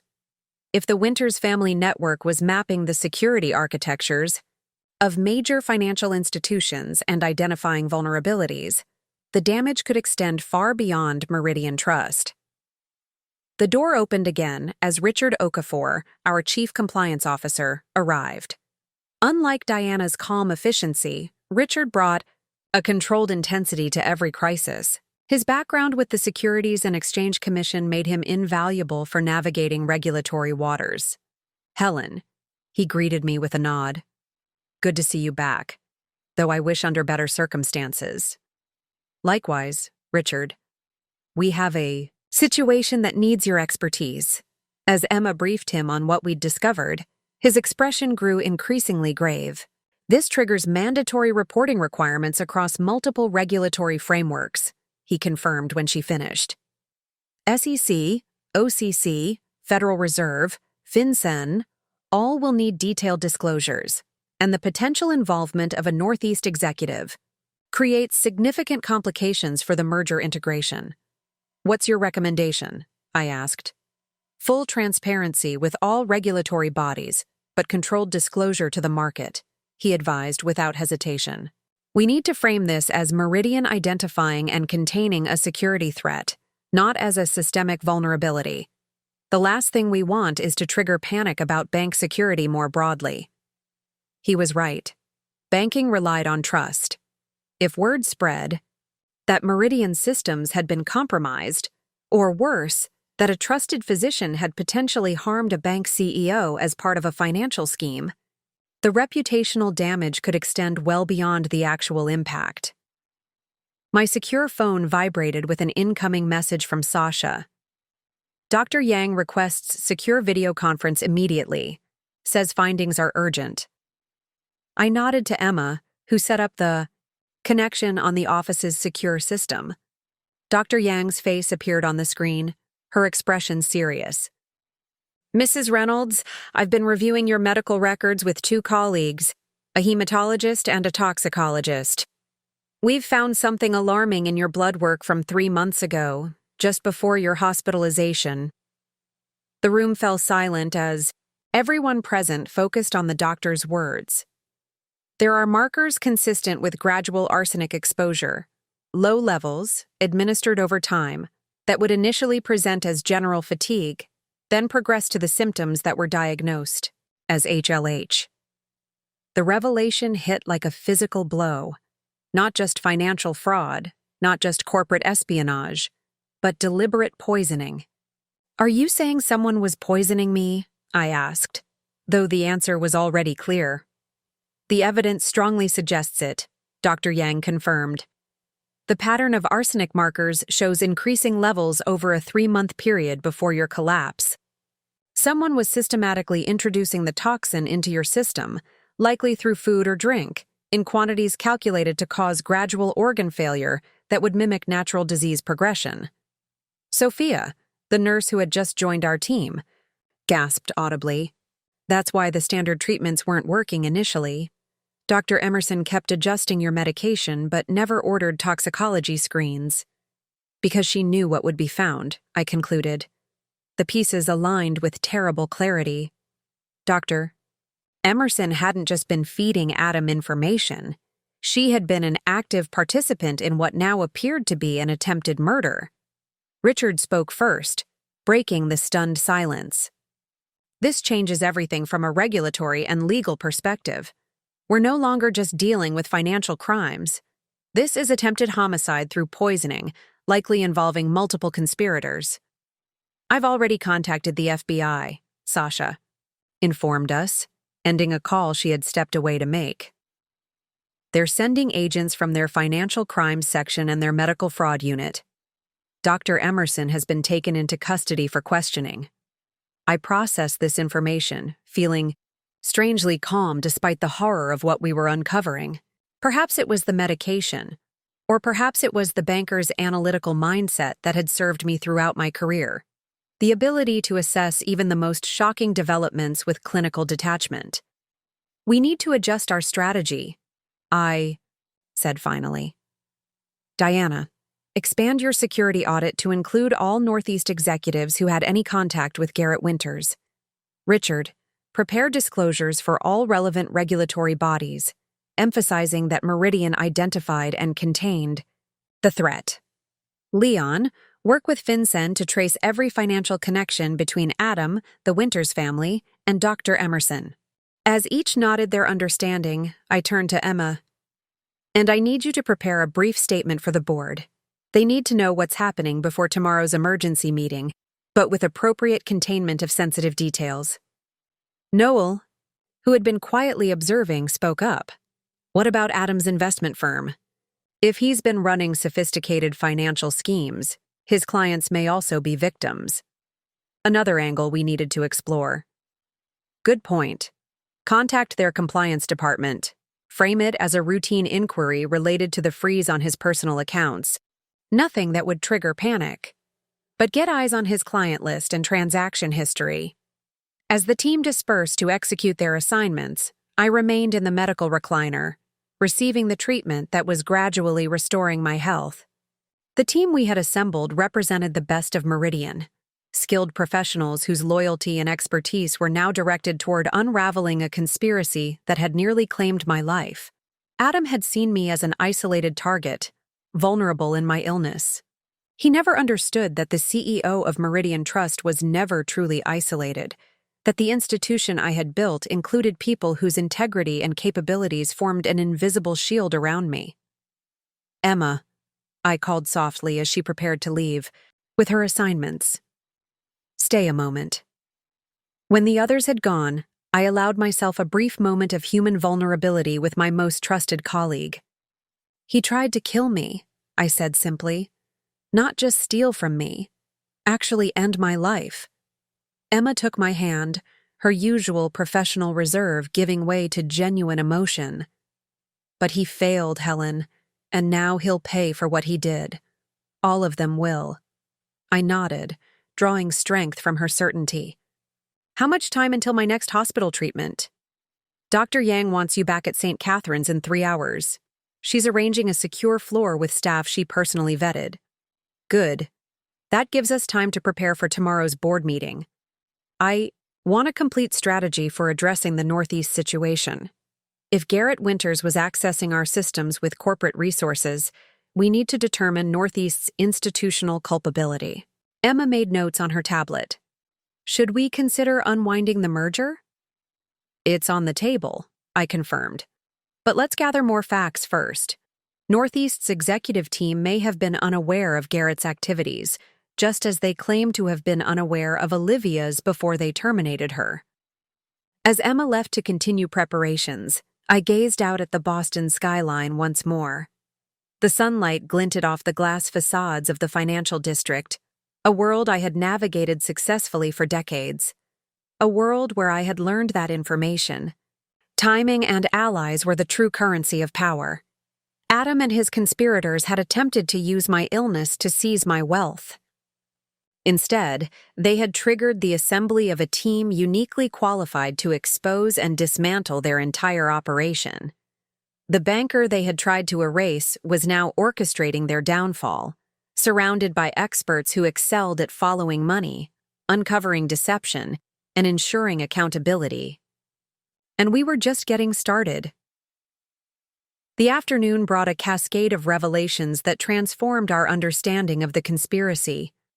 What had begun as a personal betrayal, a husband stealing from his hospitalized wife, had expanded into something far more sinister and far-reaching. Diana Liang returned first, her typically composed demeanor visibly shaken. We've completed the initial audit of Garrett Winters' system access, she reported, taking a seat across from my medical recliner. Helen, this goes well beyond Meridian. She turned her tablet toward me, displaying a complex network diagram.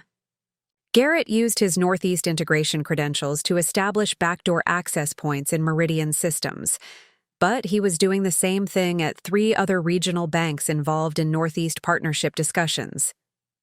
The diagram showed data pathways connecting Northeast financial systems to Meridian Trust, Atlantic Commerce Bank, Riverway Financial, and First Colonial, all regional institutions that had been exploring various forms of collaboration with Northeast over the past year. He was creating a systematic network of access across multiple institutions, Diana explained.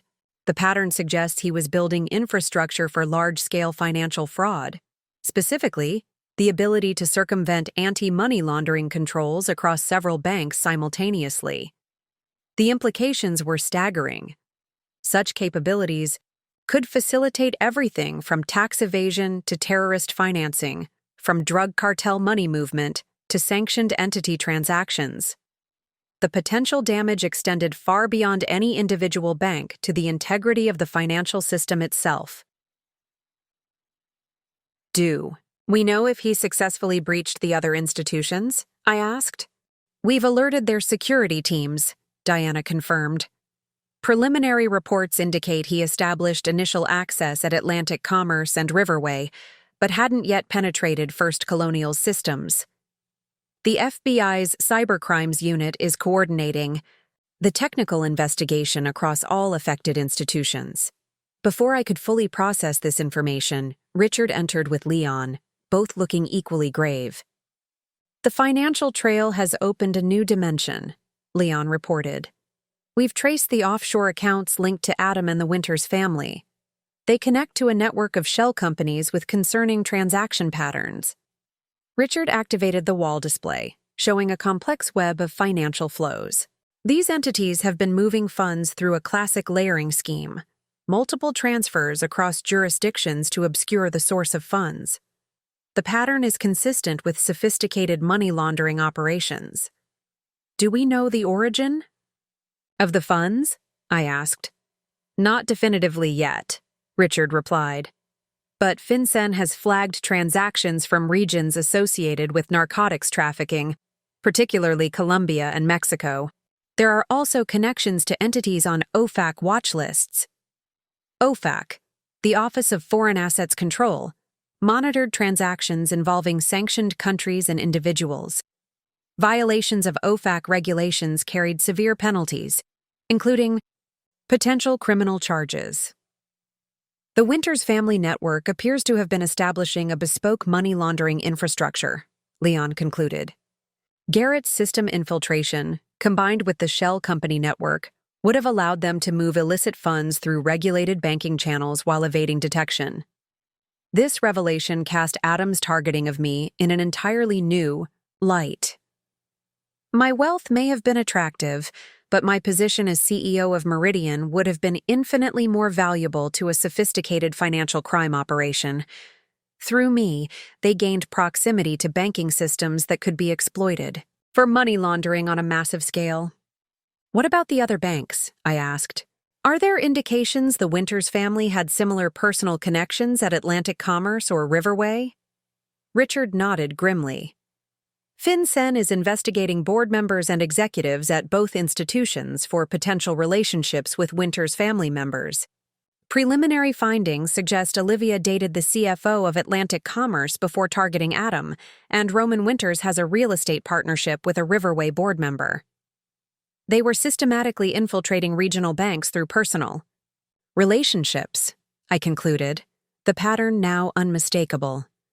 Creating both human and technical access points. Noel, who had been monitoring communications with federal authorities, joined us with another update. The FBI has completed an initial interview with Dr. Emerson, he reported. She's claiming ignorance, insisting she treated you according to standard protocols.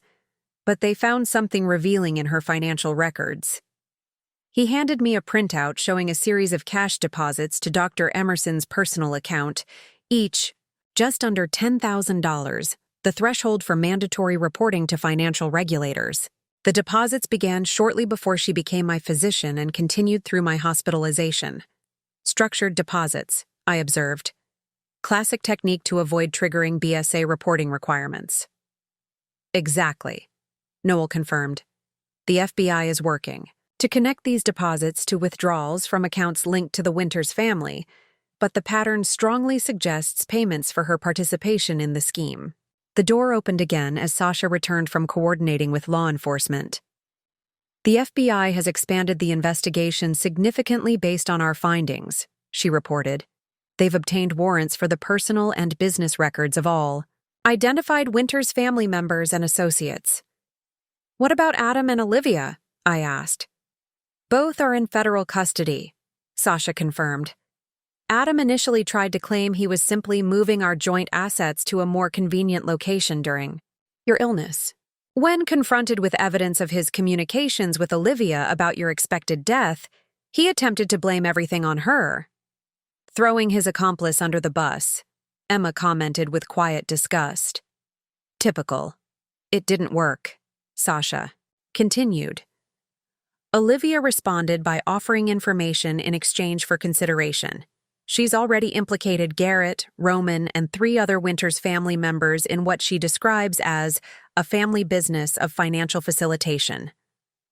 Financial facilitation, I repeated. A euphemism for money laundering. Precisely. According to her preliminary statement, the Winters family has been providing financial services to certain international clients for over a decade. Their standard approach involved placing family members in positions of access at financial institutions, then leveraging those positions to move funds through channels that wouldn't trigger regulatory scrutiny. The scope of the conspiracy continued to expand with each report. What had seemed a cruel but relatively straightforward case of a husband stealing from his ill wife had evolved into a multi-institutional infiltration scheme connected to international money laundering networks. Dr. Yang joined us via secure video conference with her own disturbing update. "We've identified the likely method of arsenic administration," she reported. "Toxicology tests on various items from your home detected significant arsenic levels in your personal tea collection, specifically in a premium loose-leaf variety that Adam knew was your favorite."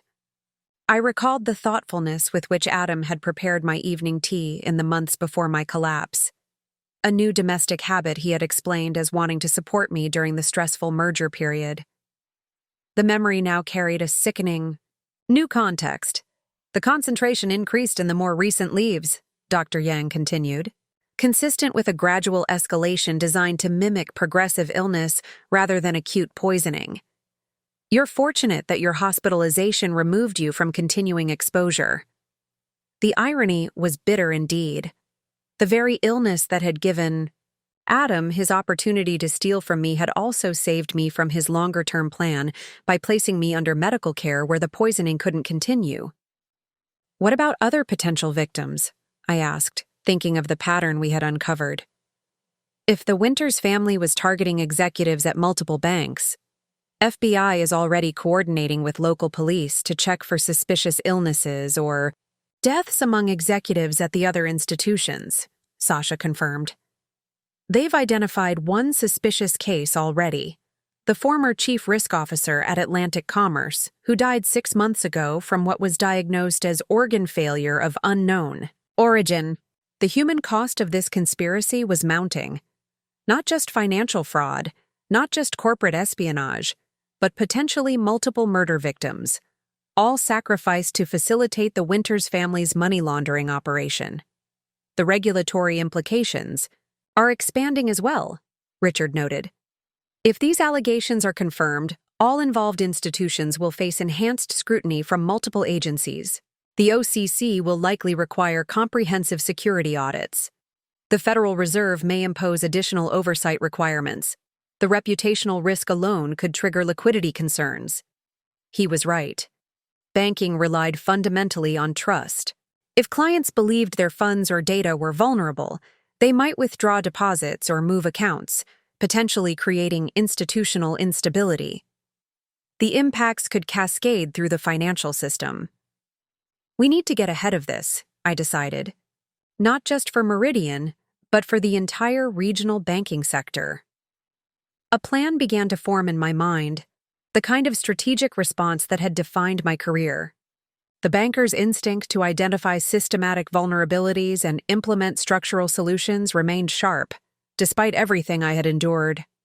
"Emma, contact the CEOs of Atlantic Commerce, Riverway, and First Colonial directly," I instructed. "Secure lines only. Tell them I'm requesting an emergency joint conference this evening to discuss a coordinated response to a significant security event affecting all our institutions." She nodded, already drafting the messages. "Richard, prepare a comprehensive briefing on the regulatory reporting requirements and potential compliance frameworks for a multi-institution response. Diana, develop security protocols that can be implemented across all affected banks to isolate and eliminate any remaining access points Garrett may have established." Both executives acknowledged their assignments and departed to begin work immediately.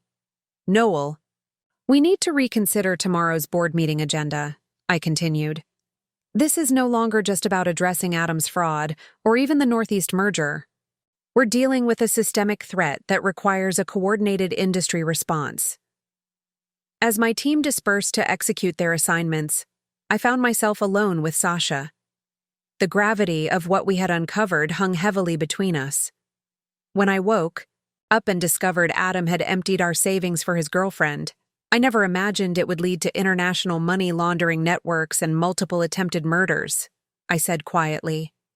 The personal betrayal was just the visible surface of something much darker, Sasha observed, like seeing the tip of an iceberg without realizing what lies beneath. I nodded, thinking of how completely Adam had deceived me, not just about his fidelity or his financial activities, but about his fundamental character and connections. The man I had married, lived with for 11 years, and built a life alongside, had been systematically poisoning me while planning to use my position to facilitate financial crimes on a massive scale. There's something I haven't mentioned yet, Sasha said, her voice unusually hesitant. The FBI found evidence on Adam's laptop suggesting this wasn't his first operation. She handed me a file containing police reports from 3 different states spanning the past 15 years.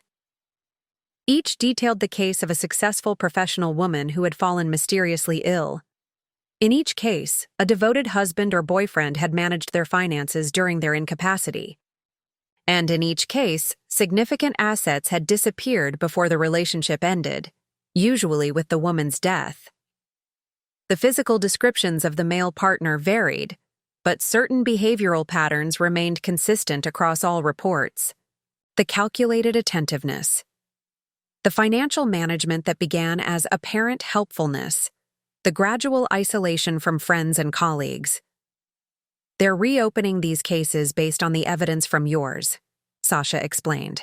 The FBI believes Adam may have been involved in similar scenarios before, possibly working with the Winters family even then. The final piece clicked into place, the understanding that I hadn't simply married a man who later became corrupted by opportunity or outside influence. I had been deliberately targeted by a predator who had done this before, a man who had refined his techniques across multiple victims. He would have gotten away with it if you hadn't woken up when you did, Sasha said quietly. If you hadn't had the strength to fight back? I gazed out at the Boston skyline, now bathed in the golden light of late afternoon. The buildings stood as monuments to financial power and institutional permanence. Yet within those gleaming towers, individuals made decisions every day that could enhance or undermine the integrity of the entire system. Adam had seen banking as a vulnerability to be exploited. I had always seen it as a responsibility to be upheld. That fundamental difference now placed us on opposite sides of the most consequential financial security operation in recent memory. He didn't just underestimate me, I said finally. He underestimated what banking means to those of us who take its purpose seriously. The stakes had expanded far beyond my personal assets, or even Meridian Trust itself.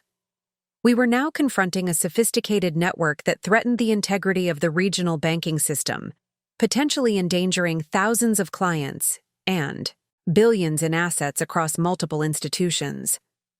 Adam had emptied our savings for his girlfriend while I was hospitalized. He didn't know I owned the bank. Now he would discover that I owned much more than that. I owned the responsibility, the relationships, and the resolve to protect the financial system he had tried to corrupt. And that would prove to be his most catastrophic miscalculation of all. As evening approached, I found myself engaging in a remarkable balancing act, simultaneously leading a major financial security response while undergoing medical treatment for both HLH and arsenic poisoning. The dual tracks of my recovery, physical and institutional, progressed in parallel, each demanding my full attention. In the makeshift medical area of my office, Dr. Yang supervised the administration of chelation therapy to remove arsenic from my system while I conducted a secure video conference with the CEOs of the 3 other affected banks. Their reactions ranged from shock to outrage as I outlined what we had discovered about the Winters family's infiltration network. The FBI believes Garrett Winters established similar access points in at least 2 of your institutions, I explained, my voice stronger than I'd expected despite my fatigue. Diana Liang from our cybersecurity team has developed a unified scanning protocol to identify and isolate these vulnerabilities. I'm proposing we implement it simultaneously across all our systems tonight. James Harrison from Atlantic Commerce nodded grimly. We've already found evidence of unauthorized access to our client database, and given what you've shared about your experience, Helen, I've asked our former CRO's family about permitting an autopsy. His symptoms sound disturbingly similar to yours. Our board is meeting an emergency session within the hour, added Sylvia Morales from Riverway Financial. I've already suspended all integration activities with Northeast pending further investigation. While the banking executives discussed coordinated response measures, Emma updated me on Adam's legal situation. The U.S. attorney has filed initial charges of wire fraud, identity theft, and conspiracy, she reported quietly. Additional charges related to the poisoning are expected once the toxicology reports are complete. Sophia, monitoring my medical status, adjusted my IV. Your vitals are improving steadily, she noted. The chelation therapy is working faster than expected. This dual progress, my body healing while our institutions implemented protective measures, created a powerful symmetry. Just as the chelation therapy was systematically removing toxic arsenic from my bloodstream, our coordinated security protocols were purging toxic infiltration from our banking networks. Garrett Winters has begun cooperating with federal investigators, Noel reported, joining us with the latest update. He's implicated senior members of the Winters family in connections with organizations in Colombia and Venezuela. DEA is now involved alongside FBI and FinCEN. By evening's end, we had established an unprecedented cross-institutional security framework. Technology teams at all 4 banks worked through the night to implement Diana's security protocols, while compliance officers coordinated with federal authorities on a unified reporting approach.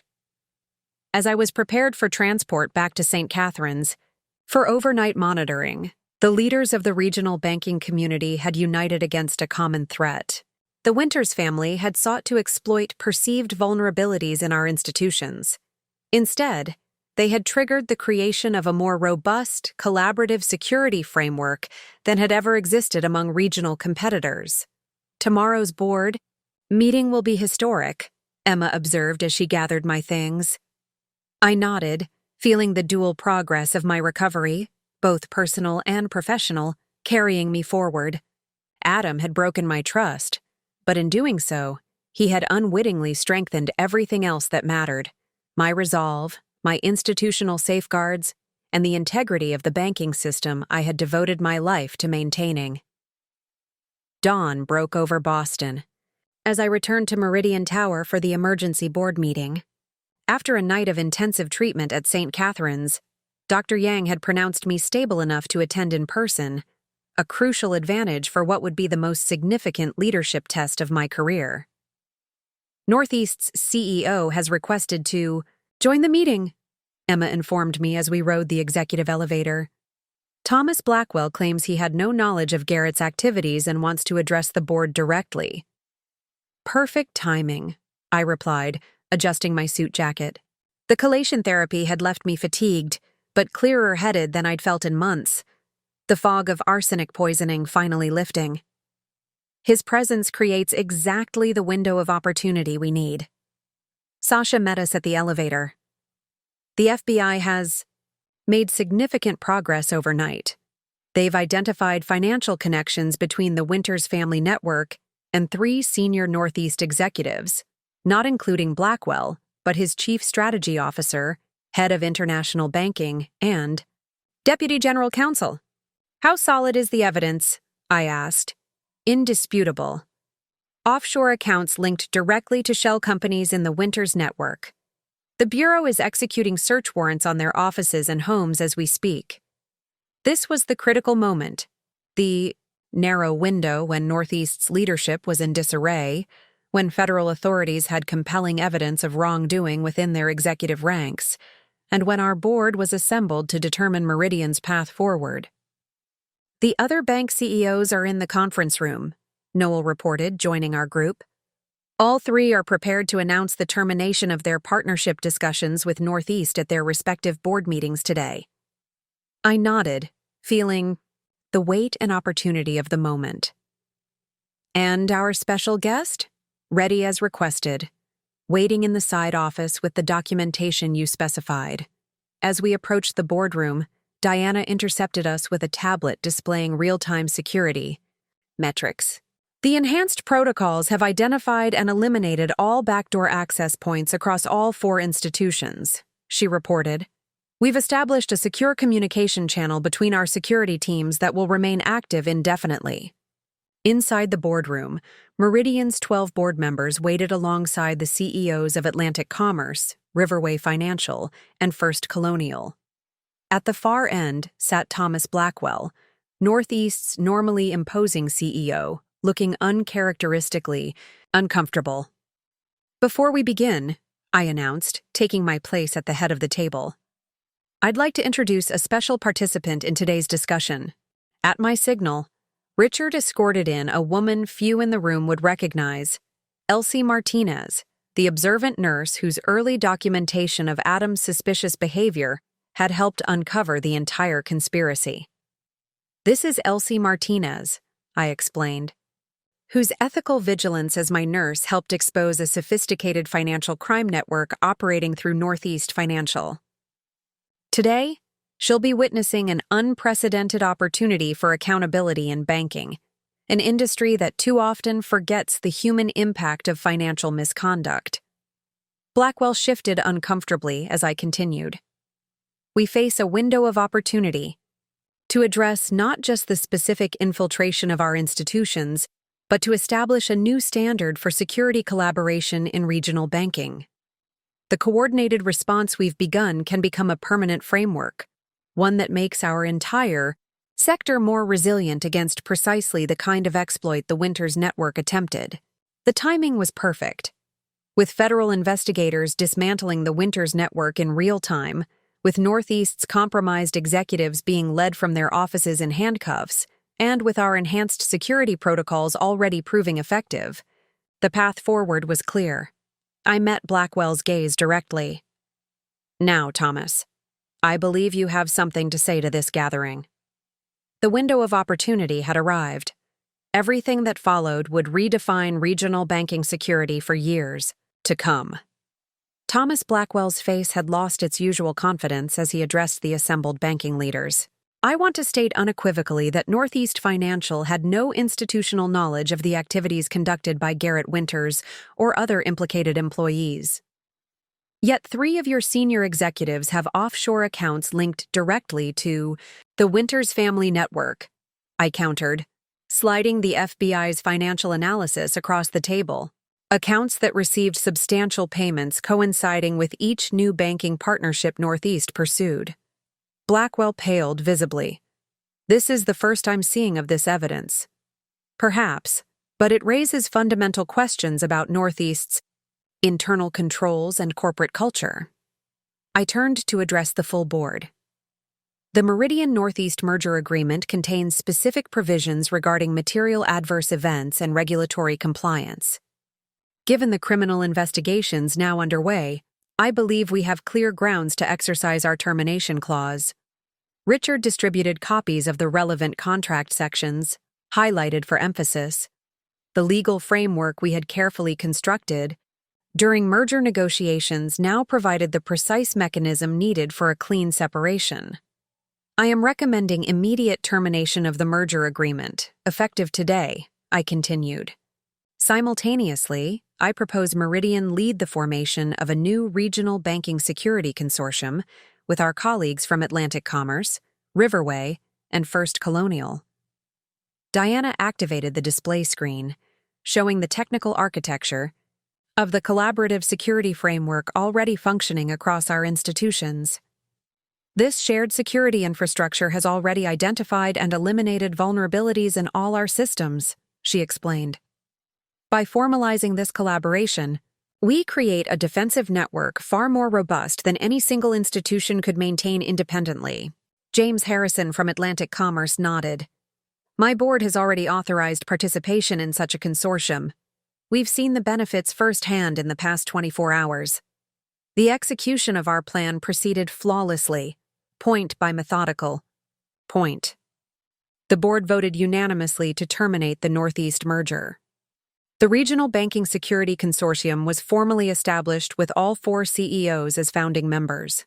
New compliance protocols were adopted requiring enhanced vetting of all third-party integration partners. Blackwell sat in stunned silence as his carefully cultivated acquisition strategy collapsed around him. Without Meridian and the other regional partners, Northeast's expansion plans were effectively finished. One final matter, I added as the formal votes concluded.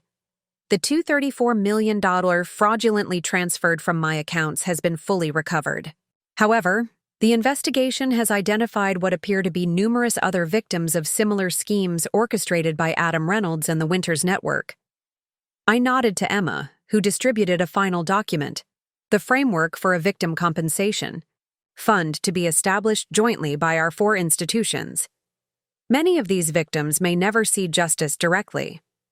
The Adams of the world are skilled at erasing their tracks. But as financial institutions committed to the communities we serve, we can demonstrate that banking at its best is about trust, security, and accountability. The execution was complete. In a single board meeting, we had dismantled a corrupt merger, established a groundbreaking security consortium, and created a mechanism to help those harmed by the very predators who had targeted me.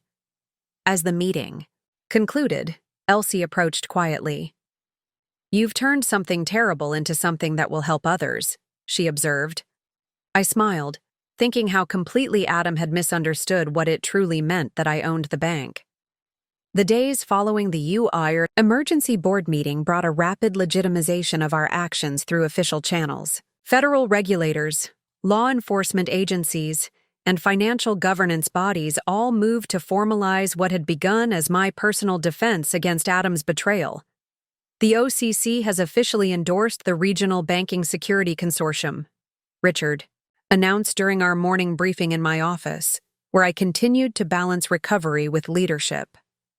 They're recommending it as a model for other regional banking groups across the country. The Office of the Comptroller of the Currency's approval transformed our emergency response into a recognized best practice, one that would soon be implemented in banking regions throughout the United States. The FBI and FinCEN have issued a joint statement praising our coordinated response, Sasha added, displaying the official press release. They've specifically cited Meridian's leadership in identifying and containing a sophisticated financial crime network. This institutional validation carried significant weight with clients, investors, and the broader financial community. What could have been perceived as a crisis for Meridian was instead being recognized as exemplary organizational resilience. Dr. Yang arrived with her own form of legitimization, medical confirmation of what we had uncovered. The toxicology reports are conclusive, she explained, reviewing the official documentation. The arsenic levels in your system match precisely the concentrations found in your tea. The lab has also identified Adam's fingerprints on the tea container. These scientific findings removed any ambiguity about what had occurred.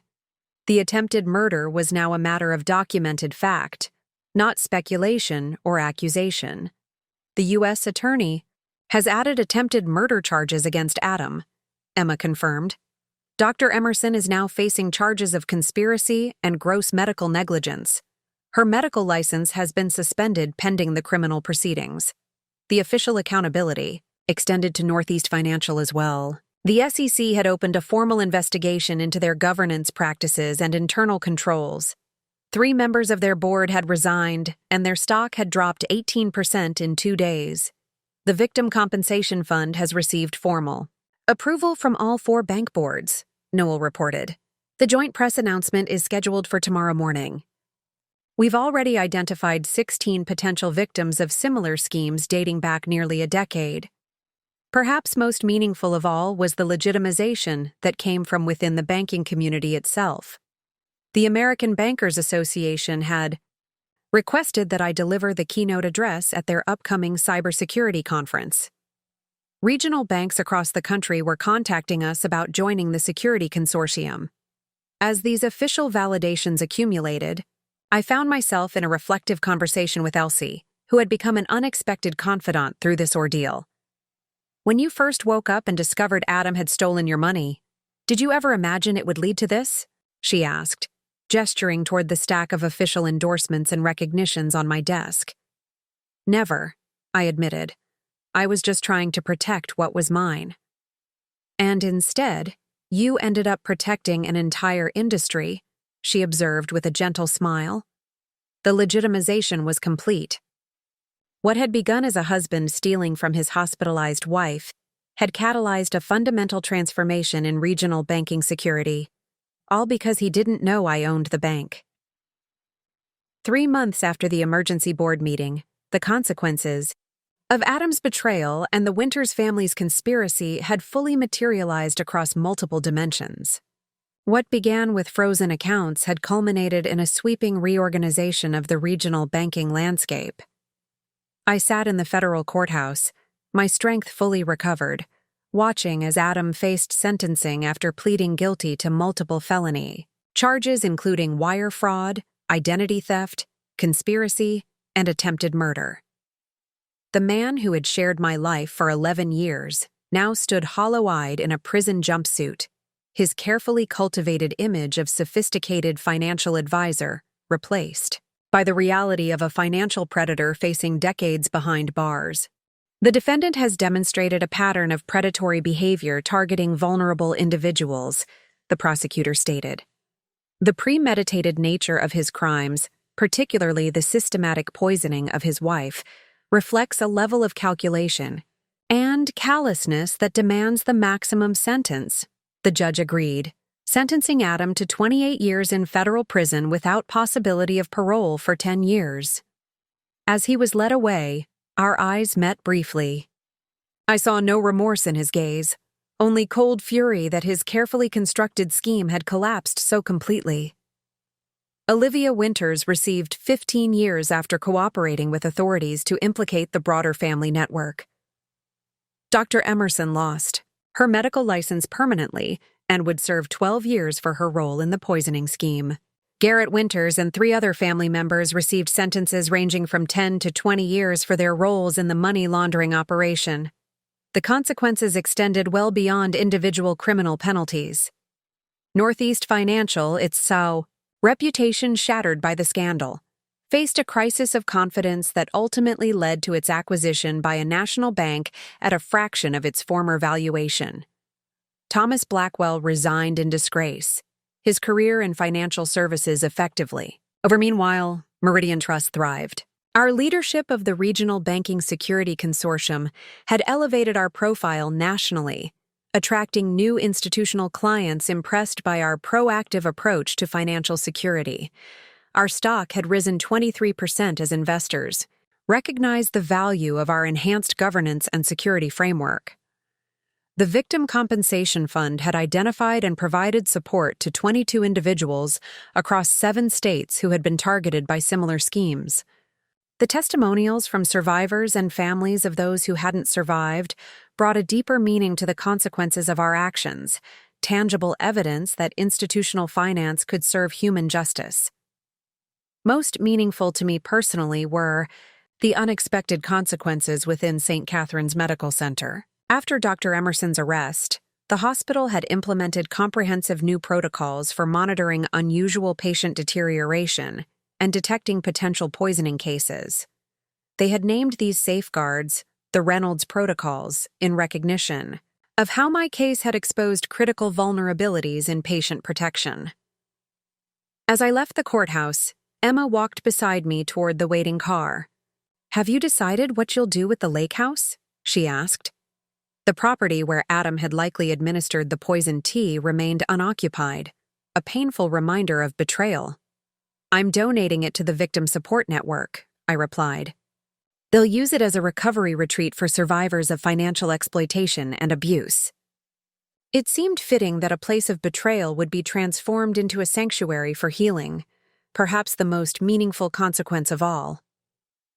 1 year after waking in my hospital bed to discover Adam's betrayal, I stood at the podium of the National Banking Security Conference, addressing an audience of financial leaders from across the country. The woman who had once fought to walk across a hospital room now commanded the attention of an entire industry. The greatest vulnerability in financial security isn't technological, it's human, I began. We build sophisticated cybersecurity systems while overlooking the fundamental importance of human vigilance and ethical culture. My experience taught me this lesson in the most personal way possible. The Regional Banking Security Consortium had expanded to include 28 institutions across 12 states, creating an unprecedented collaborative defense network against financial crimes. The Reynolds Protocols for System Security had been adopted as the industry standard, just as their medical counterparts had transformed patient safety. But the most profound transformation had occurred within me. When my husband emptied our savings while I was hospitalized, he believed he was stealing from a vulnerable woman too ill to fight back, I continued. When he and his co-conspirators infiltrated banking systems, they thought they were exploiting institutional weaknesses, that no one would connect across multiple organizations. I paused, looking out at the attentive faces. They were wrong on both counts. They didn't know I owned the bank, not just legally as CEO and majority shareholder, but in the deeper sense of personal responsibility for institutional integrity. That ownership wasn't just about control of Meridian Trust. It was about a commitment to what banking at its best should be, a system of protected trust between institutions and the people they serve. Up next, you've got 2 more standout stories right on your screen. If this one hit the mark, you won't want to pass these up. Just click and check them out. And don't forget to subscribe and turn on the notification bell so you don't miss any upload from us.